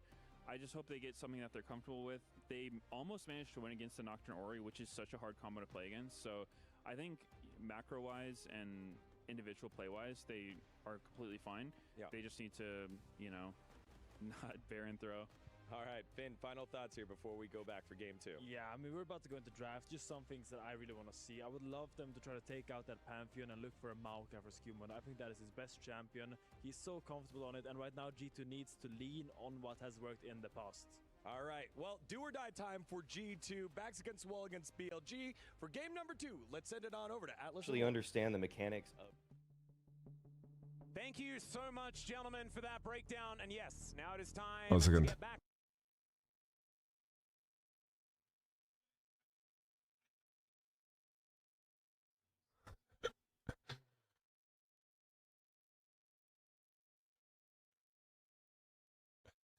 Oh, this fucking Thorin clip. Bro. How did it, bro? They played extremely well. They had so many bro, wasn't there like a producer on the show or something? in their sights, and things just started to collapse and fall apart towards the latter half of the mid game and towards the early parts of the late game, where the Baron steal happened. Some desperate plays came through. They had a 4-0 Xayah. And on one hand, you could take that, and I think the coaching staff and Dylan Falco probably took that as, hey, we were so close. This was absolutely winnable. And if an Orianna didn't take a Baron, they win. Yeah, right? and like, the Baron call was crisp, it was correct. And you Show us the clip? No. Your mindset into, we can do this. I thought it was just a terrible move. I think the execution was just bad and the timing was bad. But enough about that, guys. We don't have to fucking bring this up again. Assuming BLG would take it away from them, but let's see if that Azir does get banned in this final spot for BLG this time around. Yeah, or whether G2 are just going to take it away here and have a different matchup perhaps in mind for the mid lane. We'll see what they do decide to go with. As this last ban, they're making sure they use all the time, and that is okay. And Besser was not what I was expecting for that final ban here. We'll be leaving a fair bit up and available. But the top lane, I guess, is not necessarily full of contentious options. With the fact that they started off with Cassante Sion means that there are a lot of the carries. Like Gwen is still up, Azir is still up, Vi is still up, everything was up. Gwen is a big one. Is it bigger than Azir, though, right now in this meta with Talia already gone? I feel like that's probably what Caps has his eyes on. It's an extremely flexible pick as well. Oh my goodness, that is just a Maokai. Yeah, that is really not... Move on, please, Justified, move on. Is it just Gwen Azir? Holy, act. Pump it. Pump it. Maokai, pump it. Lock in Maokai, pump it. So you can go... Pump it. Gwen feels pretty good. Pump it. I mean, Bin Pump is it. gonna play Gwen, and this is giving me nightmares. Like, I needed Gwen to be Bin, Pump it. because Bin playing Gwen, like, I actually can't handle it. Consider the Rumble is banned, the Ambessa is banned. It is really quite a potent pick here that Didn't Billy fire him? Bro, that's Big Way, not Maokai. Maokai got fired. Double circles. Yeah, this is not a shock. I think the Shin Oh, is yes. more powerful in the Sejuani. I think Maokai is really good against these champs. That Gwen does provide. We've seen a lot of power in picks like Bin Gwen in the summer of 69. Bro, if you're planning to first pick Maokai, why on earth do you not fucking open Gwen? I mean, ban Gwen. I just don't... Are you smoking crack? quite yet understand. We're gonna have to wait and see what else comes through here. What the Ah, is yes. gonna be is Jackson's good looking. Jackson's good looking. so we've seen Broken Blade. I don't mind that, I don't mind that, I don't mind that, I don't mind that. We knew the lane, but it's a skill-based matchup where you can Capsimus Prime on your own? Maybe that's the invitation. Jack's your own. Boom, boom. like you said, like one of the strongest top laners to ever Azir, Emperor of Chorizo. that's relatively volatile, but he's confident enough to do it. And the Azir Why is nobody taking Azir? Because that guy is named Knight. so a lot of late game damage. Is there any reason you stop doing the sack with Gilius and Dom? Bro, and just different schedules. And also, all of our viewership hurts. And I believe Scumon's only lost one game so far this year, or at least since the start of the spring split on this Maokai. So there's a reason why they've locked this one in, even though it looked a little bit quizzical. Now with the Jax and the Azir alongside it, it's going to be a fair bit of power as Knight will lock away the Silas. So Ah, yes. Yeah, you're never winning against Billy, Silas, and Gwen. FF. Surrender. Surrender. No, no, no, no, no, no. See what these bans here in the second phase do end up being. It's alright. That is alright. Wide open at this point. We had the Kaisa Zaya. Where's Gilius? Gilius is coaching, guys. He's coaching Anubis in Arabic League. He's already competing. This is very common, but picks like the Ezreal are very safe here. I feel like Elk would be happy to play it in a draft like this. Can offer a lot of. A year ago, I was poor somewhat. Now my future's brighter than Christopher's new haircut.